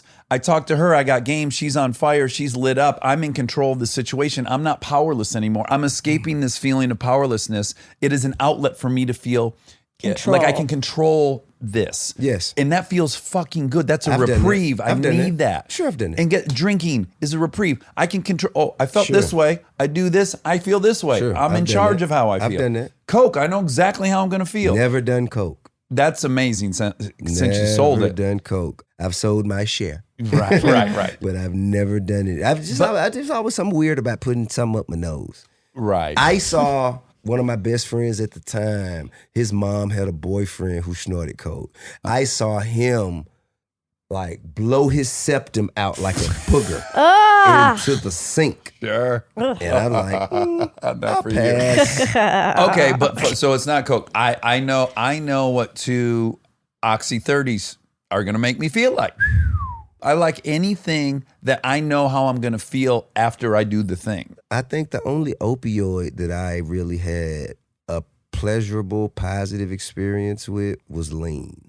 Lean? Yeah. I never heard of I used to lean. drink lean. Yeah, sure you have. It's got the purple opium in stuff. it? Yeah, that's what it is. Really? It's liquid Percocet, basically. Oh my goodness. Yeah. Don't I tell missed him that? about that. Oh, Yeah. I'm No, not it's going to over with. sleep The tonight. wave is gone. Okay, good. The wave is gone. That shit is passe now. That It was shit like is one of those- freebasing now. You know what I'm saying? What you doing that, dude? Yeah. But it was real fashionable back in, let's say from late 90s to 2010. 11, 12. It probably played out around 12. Okay. I wonder when I read about you, because you went to jail in success. Sure. You were fucking Twice. on the rocket. Twice. Yeah. And I do wonder, I fucked that did you up. have the moment in prison where you went, hold on, something's wrong with this story because I got Absolutely. all the shit and I'm sitting in fucking prison. Absolutely. Well, you have to look in the mirror and make those necessary adjustments to yourself and be honest with yourself and kind of like everyone else is not the problem, it's me. Which is hard. And absolutely. Every man has to come to that realization before he's I'm the actually common a man. denominator. The only thing that all this shit has in common is me. Right. And none of it's going to change until I change myself. Yeah. Yes, I did have that moment in prison. Can I ask what were the things you decided I have got to stop X, Y, or Z, or I've got to approach X, Y, or Z differently? First of all, I got to stop taking things personal. Yeah. I got to start behaving as though everything that other people do is because they have a problem or that they are against me. Right. You know, sometimes our visions, like our approaches, our journeys just don't align. And when it doesn't align, that doesn't necessarily mean that you are my opposition or that you are my enemy. It just means that it shit just didn't work out on this one. Let's try the next one. Because a lot of times, let's just say if I have a company, a website, an app, some shit I'm working, and I go to you and I say, hey, Dax, listen, man, I got this app. Man, check it out. It's about how to connect the consumer in a club to the bar or the waitress or bartender without leaving this section and how Yeah. And you're like, yeah, okay. Well, let me look into it. And then you decide to not do it. But it's because of your history. You're like, man, I've been sober for 15 years. It's a weird thing for Like, me you to know be what the I mean? face of. All right, but if I say, fuck, Dax ain't fucking with me, man. Yeah. Dax got, He don't trust he hating me. on me. That's the kind of shit that I feel like was equivalent to the shit that, how I perceive my Well, and can I just circumstances. defend you for 1 second? Because if I'm you, I can make a very substantial court case in my head, which is this. Because this is true. Because you start getting arrested at 14 years old. I did. So from 14 years old, you pretty much are on probation. From 14 years old to, I don't even know, are you currently on probation? Absolutely not. Free and clear all the way through. Have been since 2012. That's still 20 years that you're living Yeah. with this really strict restriction on all kinds of different things, right? Yeah. So and an encumbrance. this became, who was the guy in Philadelphia? Oh, Meek Mills. Yeah, Meek that's Mills. that's my When guy. I really saw like an hour-long documentary, and I saw what the trap that had been created for him. I could recognize, I bought drugs all the time. I got no convictions. Right. I drove drunk all the time. I got Right. no convictions. I Right. sold shrooms. I got no convictions. Right. That's because I'm white. It's true. That's 100% because I'm white. This is true. God bless you for recognizing that. Because Oh, it's most a- people it's- just won't. They're like, man, I'm just a better drug dealer than you. You're lies. No. Lies. All the white people who got pulled over buying coke, they got let go. I think a lot of people are coming to terms with the fact that most of us, had we been black, would have spent some time in jail, or at least everyone in my circle. So that goes Jail without is saying. the white man's military. Usually when you got, guys that's on the wrong end of the law in high school, on the illegal side of the tracks, their escape and their coming to Jesus moment is, you got to go to the military. You know what I mean? Oh, right. You ain't get right. accepted into no college. You motherfucking dropped out of high school, barely finished high school. You got the law on your ass. You got vandalism charges. You got simple assaults, and you fucking your record up. You need to go to the military. Yeah. Get some did. structure. Yeah, so then they go to the military. They spend about, 4 years, maybe 8 years, and they come back. And now their slate is clean. And now they understand how to operate as an adult. They understand the difference in the shit that they was doing, how they did it, why they did it. And except they're celebrated as a veteran at this point. They're celebrated by the nation, by the government, celebrated in society and their communities, their moms and dad, everybody's proud of them, yada, yada, yada. And that's their reset. Yeah. Redemption. For us, it's prison. Yeah. When we on that same path, we got those things, we got to go to prison and spend 5, 7, 8 years and come back and understand, okay, cool, I see what I was doing wrong. Except for, Now you can't vote. Now you can't do yeah, that. no one's they're not celebrating you. It's not like the government hates us. We Yeah. can't get a loan. We can't get a job. In the community, it's like, oh, such and such guy in jail. Oh, what he gonna do? Well, got to watch him. You know what he went in for. All that old shit. Yeah. And then you have the statistics of recidivism hanging over your head. Yeah, it's like 70, 80%, Yeah, right? so it's Yeah. like, and then, but there's a perpetuation of recidivism when recidivism is at an all-time high. It's almost like, shit, well, I want to goddamn be a part of the motherfuckers that go back. How can I incentivize, like, for probation officers, parole officers, and other motherfuckers, like, it's kind of like, okay, let's kick them back in. Let's kick them back in. Let's kick them back in. I want to be on the winning side. I don't want to be a part of that 20%. I want to be a part of that 80%. Yeah. That is the difference in being a black man exiting adolescence, entering adulthood, versus a white man exiting adolescence, entering adulthood. Because we all are imperfect. Oh, We all have flaws. you know, in the simplest terms, I lived in Santa Monica. I partied in Hollywood. I drove through Beverly Hills 7 nights a week drunk. Ooh. If I'm black, I'm getting pulled over. Especially in Beverly Hills. Absolutely. Yeah. There was just a case in the LA Times. This fucking beautiful kid going to his church in Beverly Hills. He got pulled over like 13 times, doing nothing. I'm like, oh yeah, man, I was drunk all those times. I would have had felony fucking DUIs, you know?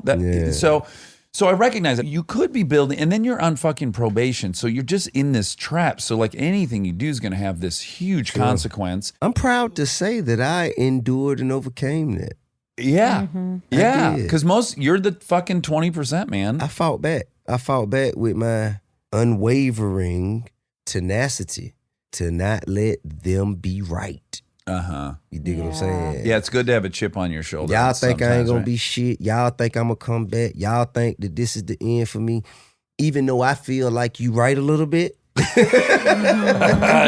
not gonna give you the satisfaction. If I'm betting in a casino, I'm dig what probably betting with I'm you. probably bet with you. But because it's me, we betting on. I'm gonna take the long shot on Yeah, this. exactly. I think that, that really galvanized a part of me that I haven't had an opportunity like to really take notice of until then. Like, it's like, man, you overcome it. Like, even right now, like, I hadn't even thought about this shit. Yeah. And then now that we're speaking about it, it's like, bro, you did that. A lot of motherfuckers couldn't have, they would have broke under all that pressure a number of times. I mean, you stepped out of the way of a bus. Other people got hit. I mean, it's that. I think I survived getting hit by a bus. Okay. It's a little bit different. I didn't completely step out of the way. I feel like Puff stepped out of the way of the bus. Like, I didn't step out of the way. I got hit by the bus and survived. Like, we never thought you was even gonna walk again. Now you running a marathon. That's dope. Yeah. That's how I feel. Yeah. Yeah. Okay. So I watched you interview your wife, which the first episode of this show was me interviewing Kristen. Word. And I listened to it back and I said to Monica, we can't release this. I mean, I'm so fucking controlling. Oh my God. I'm embarrassed listening to myself because it's not going the way I want it to go. And I can't accept it. It's all right. And ultimately, I was really happy that we released it because that's the reality, dude. That's That's fucking marriage. Who am I? It's your truth, bro. Yes, I'm stepping out to That's try freedom. to be honest about all this shit. That's And it's- freedom. To earn the right to live within your truth unapologetically, unencumbered. Like, that's freedom, bro. Like, if you was like, no, I can't let people see this side of me. Yeah. Nah, man, fuck that. This is who I am. Yeah. You dig what I'm saying? You may think it's bad, but guess what? My good outweighs my bad. I'm a product of my circumstances, my environment, the time in which I grew up, my generation. But guess what? As bad as you see it right now, it pales in comparison to how bad it could be. Right. So Yeah. give me all the credit for being only this bad, as opposed to as bad as the shit could be. Because I know motherfuckers, and you do too, that you spend 10 minutes with them, you'd be praying for an opportunity to goddamn be controlled by me. Right. So I think that's the side of the spectrum that I view it from. Okay. So your podcast, which is really fascinating, you fucking talked to Alex Jones. I did. Which I gotta say, of course, I was just immediately curious. I love that you talked to Alex Jones. I personally don't like Alex Jones. That's fine. Who cares? I mean, I think if I knew about him before I talked to him, I probably wouldn't like him either. Okay. But, after I found out I was going to interview him and I started telling people, they were like, Alex Jones? Wow. What the fuck are you doing talking to him? Yeah. Like, what the fuck? Why not? Like, he's like, have you heard of InfoWars? No. Yeah. You know what I mean? I actually haven't. So I was expecting him to be like this stark raving, mad, crazy racist. Mm-hmm. And I didn't really get racist from him, although he may have some racist views or he may be racist adjacent. Uh-huh. But I didn't necessarily get racist from him. I got delusional a little bit, just a little bit in times when he's talking about this and he's talking about that. But I also feel that you don't get banned from YouTube for spreading lies. That's where you guys were connecting, which I thought was hilarious. So you guys were opposed on Trump for obvious reasons. Right. When it became like conspiracy theory Right, time, I saw you buy in. You're I like, did. oh yeah. And I was like, oh, they have a little This is overlap true. here. This is true because I mean, I think that conspiracies to me, they are rooted in the instinctive notion that something ain't right about this shit. Something stinks. You know what I mean? Something's going on here. I might not know exactly what it is. So now that I don't know exactly what it is, what I have to do is I have to form my own opinion and I have to come to my own conclusion. But sometimes those conclusions are wrong. But one thing that we instinctively know, something isn't right. Right. And here's the other thing we agree about. I don't like Alex Jones. Okay. I'd talk to him in 2 seconds. Right. I'm not afraid to sit down and talk with I wanna somebody talk that I about- disagree with. I've been trying to find a stark raving racist that I could talk to. Yeah. And I can't find anybody that I don't know. I can't find anybody. There's an incredible book called From Superman to Man. And it's a fictional story, I believe at least. It's presented as a fictional story. And it's about back in the 20s or 30s, I don't remember. There was a porter on a train ride. And this porter, who was basically like a waiter or whatever, butler for the fucking first class of this train ride, he was a black man.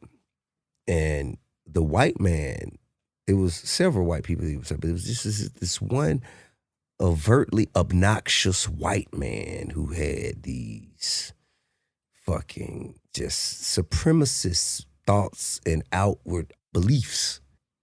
So now it's like the only person for this supremacist to talk to was the porter. And the porter was like, man, I was reading my book. Man, I was really like trying my best to avoid the discussion because I don't want to make I'm not trying to lose my job, make no waves, and da. But he continued to ask my opinion on things. So as he continued to ask his opinion, you think white people are like, there's no reason for a black man to think this. White people are obviously, we're better at everything. And and he's like, I just had to say, well, history tells us. And because this man had tried, he studied abroad, he had a job in Europe, and he was aware of other civilizations.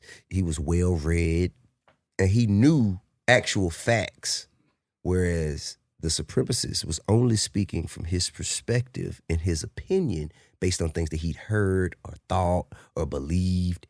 There were no facts to support. So as that conversation continued over the course of that train ride, the reason it's called From Superman to Man because the white man felt like Superman at the beginning of the train ride, but by the end, he knew he was just a man. So I've been hoping to have that sort of an experience. Yeah. With a stark raving racist. What about someone from the KKK? I'd love to. What's the documentary we watched that we loved? You would Accidental. I'd love to sit down with him. Yeah, you should. I'd love to sit down just to sit. There's a great documentary about this. I'm not going to disrespect you. I'm going to demand that you not disrespect me. However, let's have an above board discussion about why you think that your way is right. Yeah, and that you're superior. And how you can repress the facts that I can present as to why what you think is bullshit. And if we walk away still disagreeing, if he convinced me that he's the best, then I'll say, you know what, guys? This guy's right. You know what I'm saying? I mean, they got a leg up on us. You dig what I'm saying? Look, guess what? Hey man, there's nothing we can do. But and I think if I was in his shoes, I would welcome the opportunity to do that if I really felt that way, if I really had conviction. Yeah. I'm like, man, I'm finna turn one over. We watched this documentary. It's called Accidental Something. It's amazing. This jazz musician, he's a really accomplished jazz musician. He befriended this clan like a grand night. And then over the course of their friendship, that guy quit the Klan and he Right. took his robe. And then he that's went. the natural and, order of things. And then he went and then he just started doing this, right? And his closet has like 12 robes in it. You got to see that. So he turns them around. Yeah, he turned them around. And he does it dope. just with like basically what you're saying. Kindness and information. That's the empathy that I offer. Is I just know that these people didn't just wake up one day and start feeling like this. It's a cause to an effect, or an effect to a cause, I should say. Yeah. Okay. So again, I got to say, Expeditiously is awesome. You are very fun to listen to. Thank you. I'd love to have you guys on. Yeah. I'll come on in a Sure, second. Absolutely. Tip. I can't imagine liking someone more in my wife's top 5. I've enjoyed sitting down and talking to you. Thank you. And I hope to see you a bunch again. Thank you. And now I'm going to tell you that you introduced yourself as a hillbilly earlier. Oh, yeah. But I see you as a progressive liberal. Oh, sure. But I rode dirt bikes and I fucking jumped off a dam and I did all those hillbilly things. shit. Yeah, no. You know what I am? I'm white trash. That's what I want to say. Nah, I don't Yeah, you think know, but you're I've white trash. elevated. Was. I've elevated, but I'm proud of it. I'm proud of that. Man, you come from a downtrodden area of society. I do. That's it. You just happen to be white. You've endured the same level of trauma and the same circumstances that me or any other motherfucker that come from this shit of mine has. But You just found a way to translate it within your culture. yeah, and I recognize, by the way, it's a lot easier for me to climb up. That absolutely. Because there's a point now where I meet people and it's like, I went to UCLA, I got a nice car, I'd probably just like you. Right. But if I'm black, there's always gonna be like, I doubt you came from the same spot. Man, absolutely. I think that, like, I always try to tell people, especially when it's very funny and entertaining, when you speak to politicians or people who kind of observe and critique politicians, Mm-hmm. and they speak to you and they're like, well, is it Democrat? Is it Republican? Well, so you're against him because he's white, right? Nah, it's not about Democrat or Republican. I'm bipartisan. It's not about black or white. It's not about rich or poor. It's not about old or young. It's about decent and indecent. Decent people want people to be treated the way that they like to be treated. Mm-hmm. Decent want other people's children to have the same opportunities that their children will have. Indecent people thinks that they should be treated differently because of the color of their skin or because of the origin of their race, yada, yada, yada, yada. They think that their children should always have an added advantage against other children. They shouldn't have to work as hard. They shouldn't have to learn as much.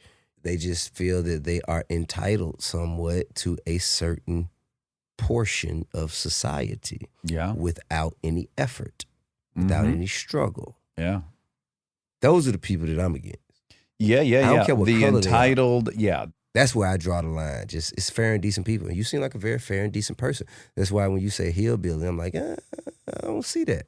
Okay. Well, maybe I'll work on it. All right, Tip. Well, let's talk again soon. Man, let's do it. Let's do it. I appreciate it. Thank you so much for Thank the experience you. and the invitation. And you are great, Monica. Thank you. Thank you for introducing me to the cultures of Duluth. Oh, Yeah. yes, You dig yes, what I'm saying? Yes. I'll spend more time in Atlanta moving forward. Man, yeah, just come hang out. You know what? Little 5 Points. I do like Little Five. The Virginia Highlands is another great place. All right, man. So good to talk Thank to you you. so much, Yeah, brother. We'll see you soon. Love.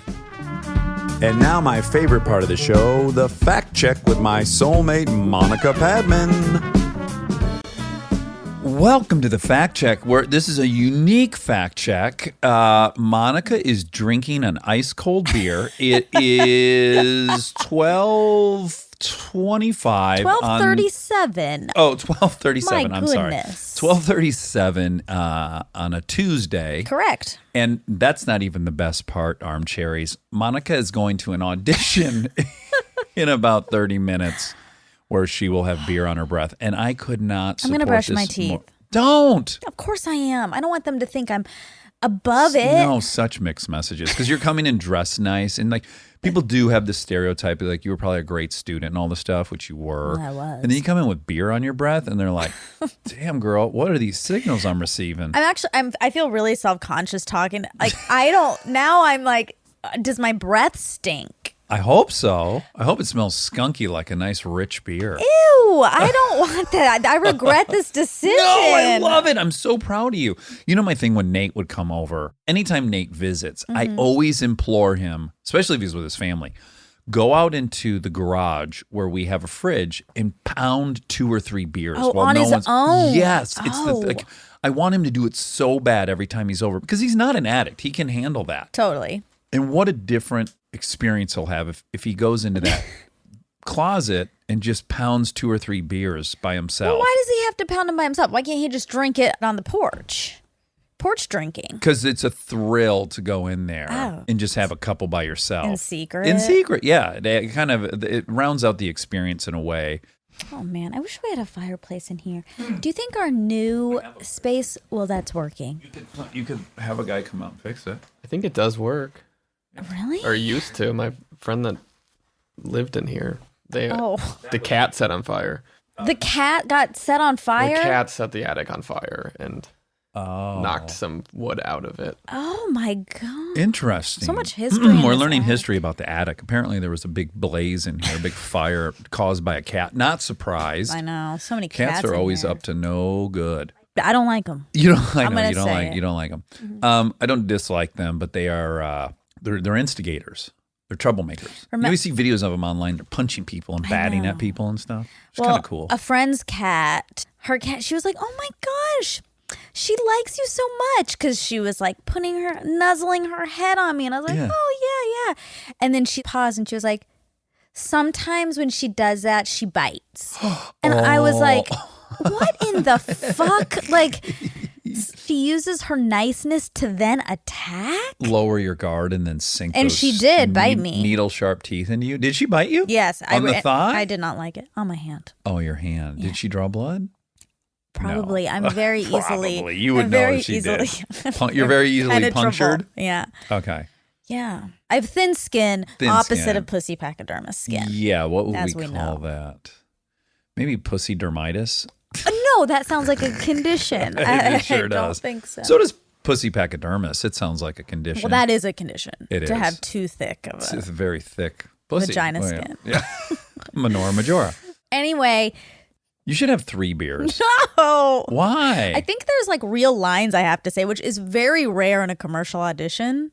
That's okay. You can say lines after a few beers. Oh, when you drink at the house, you still talk.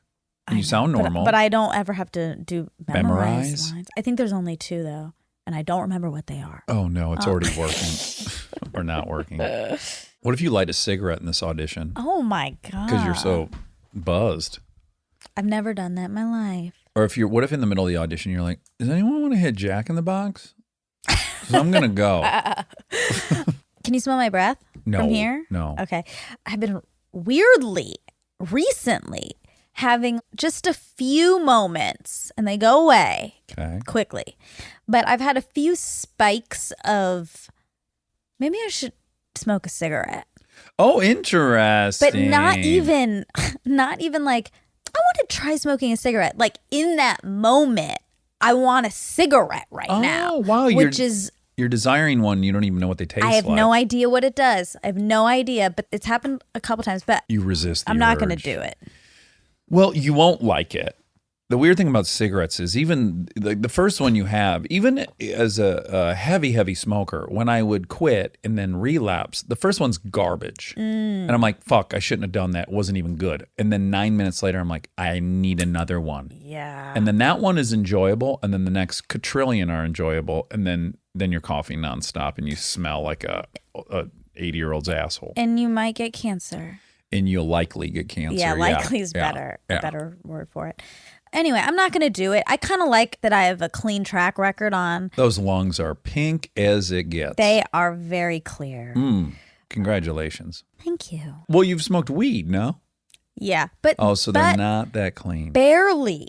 Barely. I don't like weed. Right. It's not for you. And I've never smoked a joint. Ooh. You've vaped? Recently vaped, and then when I was in college and I did it like a couple times, it was a bong. Hit that bong. Yeah. Yeah. Were you ever in a college situation where that bong water spilled inside of a room, like a dorm room? That is a It's just a fucking stench. stanky mess. Ooh. Yeah. Ooh. I don't think I experienced that. Sticky. Speaking of stinky messes, boy, the whole family went down this weekend with the flu and really ran through us like Sherman's tanks. I mean, or is it Patton's tanks? Or maybe it was General Sherman under Patton. But at any rate, scorched Savannah. Scorched. Yeah. Who did? Sherman. Sherman Sherman's did? March. Sherman's march is through Savannah. I don't That either. I know. Okay. And what did he do? Was it I think he scorched. Oh. Oh, are you talking about Civil War? Yeah, Civil War. Oh. Okay. What Well, I do think you- Sherman's World War II. Sherman tanks. I don't know. Maybe not. Maybe they're just called Sherman tanks after a general from the Civil War. I don't. Sherman's March to Sea was the Civil War. Yeah, that's what I said. And is Savannah involved? Georgia is Yeah, Savannah. Yep. conducted through Georgia. Oh man, I am pleased You're with on myself. it. So it was a Civil War general. Yep. Yeah. November 15th to December 21st and captured the port of Savannah. Oh, Boom. I am. Okay. So, but the Sherman tank must have been named after him, huh? Maybe, or maybe it's a common name. Yeah. Maybe the guy who designed the Sherman tank. Maybe. All right. Well, Well, you guys are really sick. we got really sick. And then as a result, I haven't worked out in 3 days. Yeah. And then I woke up feeling depressed. Yeah, you're feeling feeling gloomy low today. and pessimistic and not in a good mood. But then the interview we just did. Did it cheer you up? It did. It broke through some the fog of I thought that was depression. happening and it was making me happy. Oh, good. Yeah. Yeah. I just really didn't want to do a dang thing today. I wanted to, like the hallmark signs of depression, I wanted to stay in my bed. Yeah. I did not want to talk to anyone. I didn't want to see anyone. I wanted to just lay in bed all day.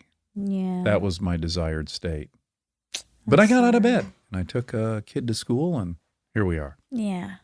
And you're feeling a little better. Anywho, tip.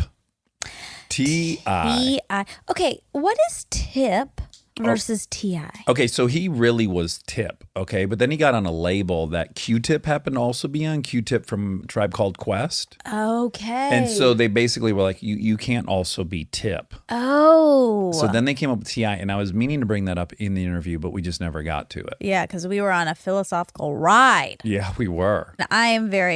I think you did a beautiful job interviewing him. Oh, thank you. It's a great interview, and I'm so happy to have heard his story. One of the things of the many things that's awesome about getting to do this show is like, here we are talking to Tip. Yeah. I could have, I guess, met him because he acts as well. He's a great actor, as I pointed out. But just in general, and I had, like an hour-long conversation with him the other day to discuss the release of the episode and then his appearance on that other podcast and blah, blah, blah. And we both very much respect each other. We disagree about some things, which is totally fine. But always I kept thinking, how on earth are you having a conversation with Tip, I know. who's a rapper from Atlanta, Absolutely. who's been to prison? Yeah. I'm a white trash from suburb of Detroit. Yes. And here we are talking, and we have certainly more in common than we don't have in common. Yeah. And just the whole thing was, I felt like, oh, life's fun and funny, and I'm lucky. I couldn't agree more, yeah. Yeah. I thought that a lot when I was talking to Monica. Lewinsky. Yes. Yes. Because we had a lot of phone conversations, just me and her. Right. And I had that thought many times. How Yeah. in the world did I get here? What turn of events? Yes, it's incredibly lucky. Yeah. It is. Yeah, it is. It's twofold. One is you feel very lucky, which is nice. You have gratitude. Mm-hmm. And then the other thing is like, not in a bad way, but like, oh, no one's special. We're all just people. That's right. There's also this other level that's weirdly humbling. Oh, that's my favorite part of it. Yeah. That's the real takeaway. I mean, it's good to have gratitude, but also, Michael Jordan takes a shit and his family everyone's a gets the person. flu. Mhm. Yeah. Yes, exactly. Everyone is the same. We just all Yeah. have our own host of issues and flaws and all kinds of things. And they're different for every person, but Yeah. no one goes through life without accumulating some. And more and more and more. I mean, this is an old concept. I know Carl Sagan made it famous, but just how drawn to myth humans are and how Yeah. drawn to story we are and Oh, how we are yes. writing a story of our lives and how we get trapped in those stories of our lives. Yeah. And it gets more and more evident every time we talk to anyone, or even the five of us sit around and have a conversation. Yeah, I know. And we'll even say now at the house, like, you go, well, you'll recognize blah, blah, blah. And we'll go like, yeah, I know that is your story. Like your story is, yes, the world is this way. Right. But it is as much not that way as it is that way. And it's just kind of what story you're telling. I don't know. It's fascinating. It's interesting. Even when you really sort of bird's eye view the whole thing, even the stories that you are choosing to retell are the ones that you've decided make your identity, and you like have washed away the ones that you feel like aren't really you, 1,000%, that aren't adding up to the thing you want to be, or this idea of you. But those other stories are just as relevant when you just decided to discard what we want to discard. I mean, it's all happening subconsciously, I think, but it's fascinating. It is happening. But a lot of people, and this is where I really related to Tip, and I don't want to speak for him, but, you know, I have a version of my life I like to think of as being an outsider's. Yeah. And then yet I'd be lying to pretend that I live currently in that same story. So it's like, do I want to be playing the same character that's now in a completely different story that isn't outsiders? And Tip as well. Tip is now largely separated from the hardship and challenges that he faced as a kid. Yes. But it's very hard to switch characters. Rewrite. To find yourself in the I think it's book funny. You're now in. You know, I sometimes laugh at you for this. Of course. But I think you laugh at me a lot. well, you try to make me laugh a lot. Well, sometimes you laugh at me, and then sometimes you laugh with me. That's true. Yeah. But sometimes I laugh at you a little bit because you are always relating. Oh, yeah. Like you're always making the comparison between you and other people. And I laugh at that, but it's also great because that's the truth.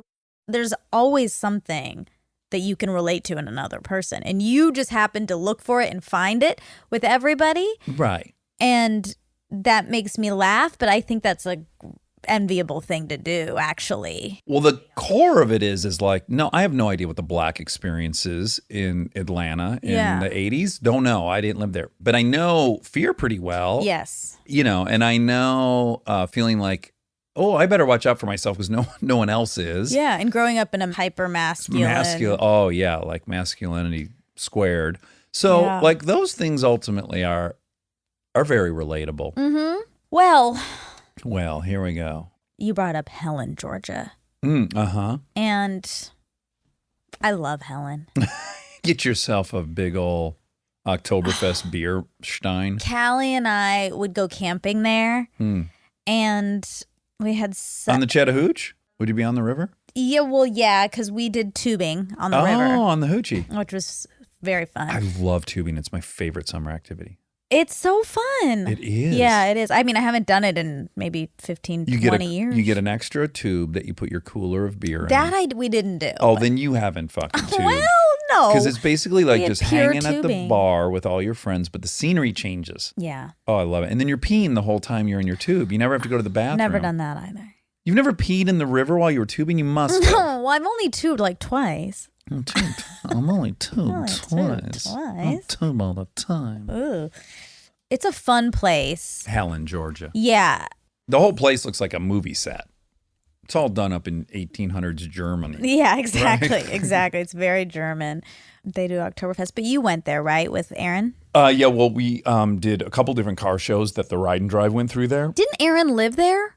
Aaron lived right down the road from Helen, yeah. Do you think I met him when I was tubing in high school? I don't think you did, but maybe. I think I did. Oh, then you met him. Yeah. Yeah, but he lived very close to Helen, Georgia.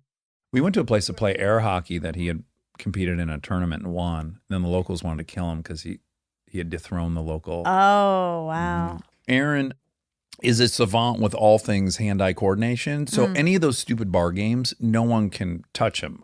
Foosball, shuffleboard. Darts. Oh, crazy good dart player. Really? I've never, ever.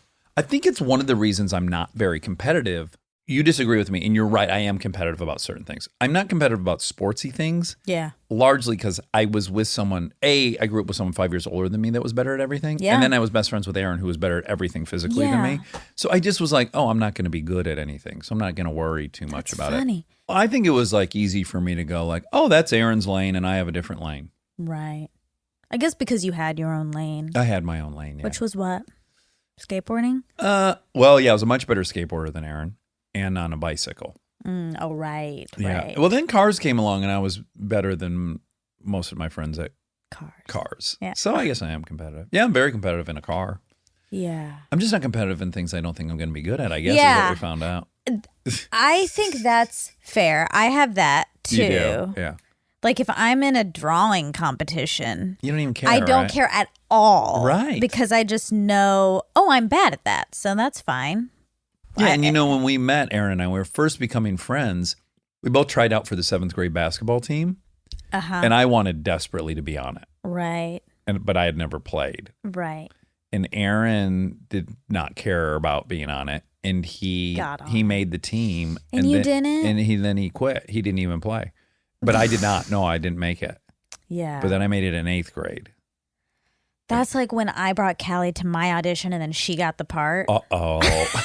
For what role? It was like my first audition ever. Oh, no. Yes, in Atlanta. It was for like maybe Church's Chicken. I don't actually remember, but I think a fast food chain chicken for sure was involved because you had to do the chicken dance in it. Or on Megan Street? Yes, on Main Street. Oh my gosh. And it was like, bring a friend to this. So just so you could have someone to interact with, basically. Right. And then because she didn't care at all or really know what was going on, she just like followed the instructions pretty just clearly. And I was really in my head. Yeah, you had to act up a storm. Yes, I just obviously didn't do a good job. And she did a great job. And then they reached out to my agent about her. And then she did it. And she filmed it. I was upset. Did she make a lot of money? Probably made Millions. 1,000. She's probably still living She's on that. really Church's. rich. And so I think that she went to grad school off of that money. She's Church's Chicken rich. That's right. I never saw it. Thank God. Oh, boy, that would have killed you. It would have killed me. Wow, that's at something that else. time, it really would have. I mean, Well, similarly, Aaron was visiting LA one time, and I took him to audition to be on some dating show that was on MTV, like an open call. Do you know this story? No, actually, no. And he was like, "What are you doing?" Like he did not understand at all. And then so you this had was this before Punk'd? Oh yeah, this Okay. I don't even have an agent or anything. I'm just like combing through Backstage West, like anything. Yeah. And so it's like a dating show on MTV. Yeah. I have a girlfriend. I'm in love with Brie, but I'll still go on this dating show. Sure. And there was like for the audition, you were behind this big silhouette, which was like some kind of thin construction papery stuff. So you could see a shadow. Yes, for half the thing, and then you would come out from beside, and then you do more things. So I went first, and I did the whole thing. And then when it was time for Aaron to come out, he just kicked through. Yeah, he just broke right through the thing, and then he didn't want to talk to anyone because he wasn't comfortable talking. Yeah, he was shy, but he had broke the whole thing. And then so we left there, and I was just laughing so hard. I mean, he just ruined the whole set. Oh, I thought the point was that he was going to get it. No, it just reminded me that could have happened to Aaron and I. Yeah. But it didn't. Okay, so you guys tell the story about the Creed singer, Scott Stapp. Oh, about his suicide attempt. Yes. So now I think he's said before about the suicide, Scott Stapp has. Yeah. But then he sort of took it back. Oh, he's recanting it. He is. And he's saying, I just had an accident. And he helped me. He saved me in that way. Okay. But he's not saying necessarily that it was a suicide attempt. Okay. So I don't know what the real Who truth cares? is. Who cares? The meat of the story is Tip intervened with a dude who had fallen off. Oh, yeah. Oh, yeah. He'll roll his sleeves up, Tip. He'll roll his sleeves. Oh, and then he did say, we talked about being fans of Alabama. And as I'm lying on the ledge, blood fell to T.I.'s feet. And he looked up and he had an Alabama hat on. I said, roll Tide. And then he looked at me and put 2 and 2 together and really saved my life. Right. So, and Tip doesn't think he had that hat on. Yeah, he thinks it was probably an Atlanta hat. And I would guess he's right. That seems most plausible. But this is the great part about memories and people's accounts of things. It's get real. No, I know.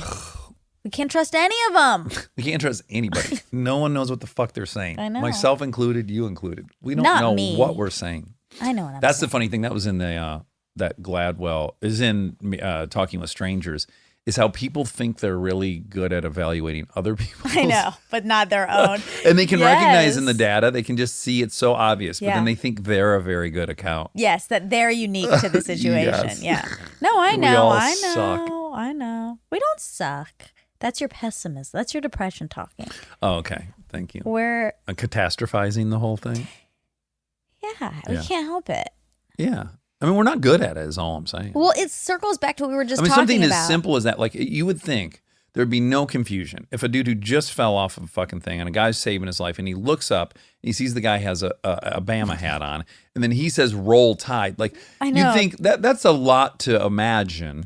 I know, but and then somehow Tip remembers maybe some roll tide conversation, but knows he would never be wearing a Bama Yes. hat. So both people have very plausible. Well, yeah. I mean, what probably happened is he was wearing an Atlanta hat. He said something about roll tide in a heightened state. Okay. Everyone's in a heightened state here. Well, I would hope so. I mean- Someone's just fallen off a balcony and Exactly. there's blood and Exactly. maybe some And intoxicants. We don't know. we don't know.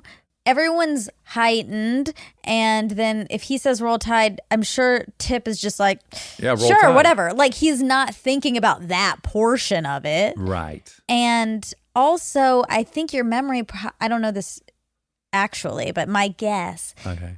would be that your memory is more affected when you're in these high stakes moments because your adrenaline is operating. Well, you're your taking body. on a lot more information. You're in fight or flight. Yeah, your senses are heightened. Yeah. You're seeing more, you're hearing more. There's a lot going on. So maybe because of that, the after effect is like there's no way you can maintain that level of precision. Maybe? I don't know. I'm going to say yeah. Because that's why like eyewitness accounts Are useless. are useless. Yeah. Also because all of those are fairly heightened experiences for Yeah. people. I think this all the time. I'll like just play a game where I'm like, try to now imagine the bagger at the grocery store's face. Like I'll be in the parking lot. Oh, yeah. I'm like, forget it. They could show me a lineup right now, and I'd probably maybe have a 50% chance of getting it. Yeah. Okay. So you said that 50% of all boys will be physically abused. So I cannot find that statistic. That's in the credits at the end of The Mass You Live In. Yeah. So, yeah. I mean, I'm looking through these things, and I didn't see that. I saw 1 in 6 boys is sexually abused. Mm-hmm. That I saw. Yeah. But I didn't see the physically. I'll go back and look again. I'll double check it. Because mainly the end thing is about like how you get involved. But there's all these like statistics that pop up throughout. Along the way. See, this is an example. Sure. This is You're an right. example. Yeah, I right remember now. it at the end, but maybe it's not. The Meek Mills documentary is called Free Meek. It's on Amazon. Oh, okay. If people want to watch that. Free Meek. Yeah. You said recidivism is 70% or 80% recidivism rate. So 68% of 405,000 prisoners released in 30 states in 2005, this is the last data, were arrested for a new crime within 3 years of their release from prison, and 77% were arrested within 5 years. And by year 9, that number reaches 83%. Ooh. So it's pretty, I was in that zone. Yeah, it's That's high. rough. It's really high. Yeah. Yeah. We're not doing a great job. No. They do a much better job up there in Scandinavia. Because there's no focus on retraining. No. Rehabilitation. Exactly. Skills for going forward. Yeah. Work. Mental health. I know. That's spirituality. important. None of it's there. I know. Well, I shouldn't say none of it's there. I'm sure some of these places are doing something. Yeah. Yeah. That was it? Well, and then the other documentary we were referring to was called Accidental Courtesy. Accidental Courtesy. Yeah. We have a hard time remembering We that do. title. It's a tricky not a great title. It's a tricky title. If Scott and Tip were on a patio, there's no way they would both. Remember that title? No, they wouldn't. No, they would not. They You're would right. absolutely not. Accidental Courtesy. Yeah. Really good. Yeah. Really good. enjoy it. Really good. You're only halfway through your beer. Will you pound it right now in front of me? I don't think so. Let's see. I have to pee really bad. Well, take as big of a sip as you can manage. That was as big as I can do. You're kidding. Oh, I can't take big sips. Oh, you can't pound. You couldn't shotgun a beer at a Dogs game? I don't think so. You don't think so? I'm not good at chugging. Yeah, you're really just sipping. That's good. Okay. So you had 60% of a beer. Yeah. So you won't feel anything from that. I will feel you? it a tiny bit. Oh, you can. But very tiny. Just a light little. tiny. Just the tip. Just Oh, the tip. good job, Wob. Way to close it out, Rob. Thanks, Wobby Wob. Good night. Love you. Good night. Love you.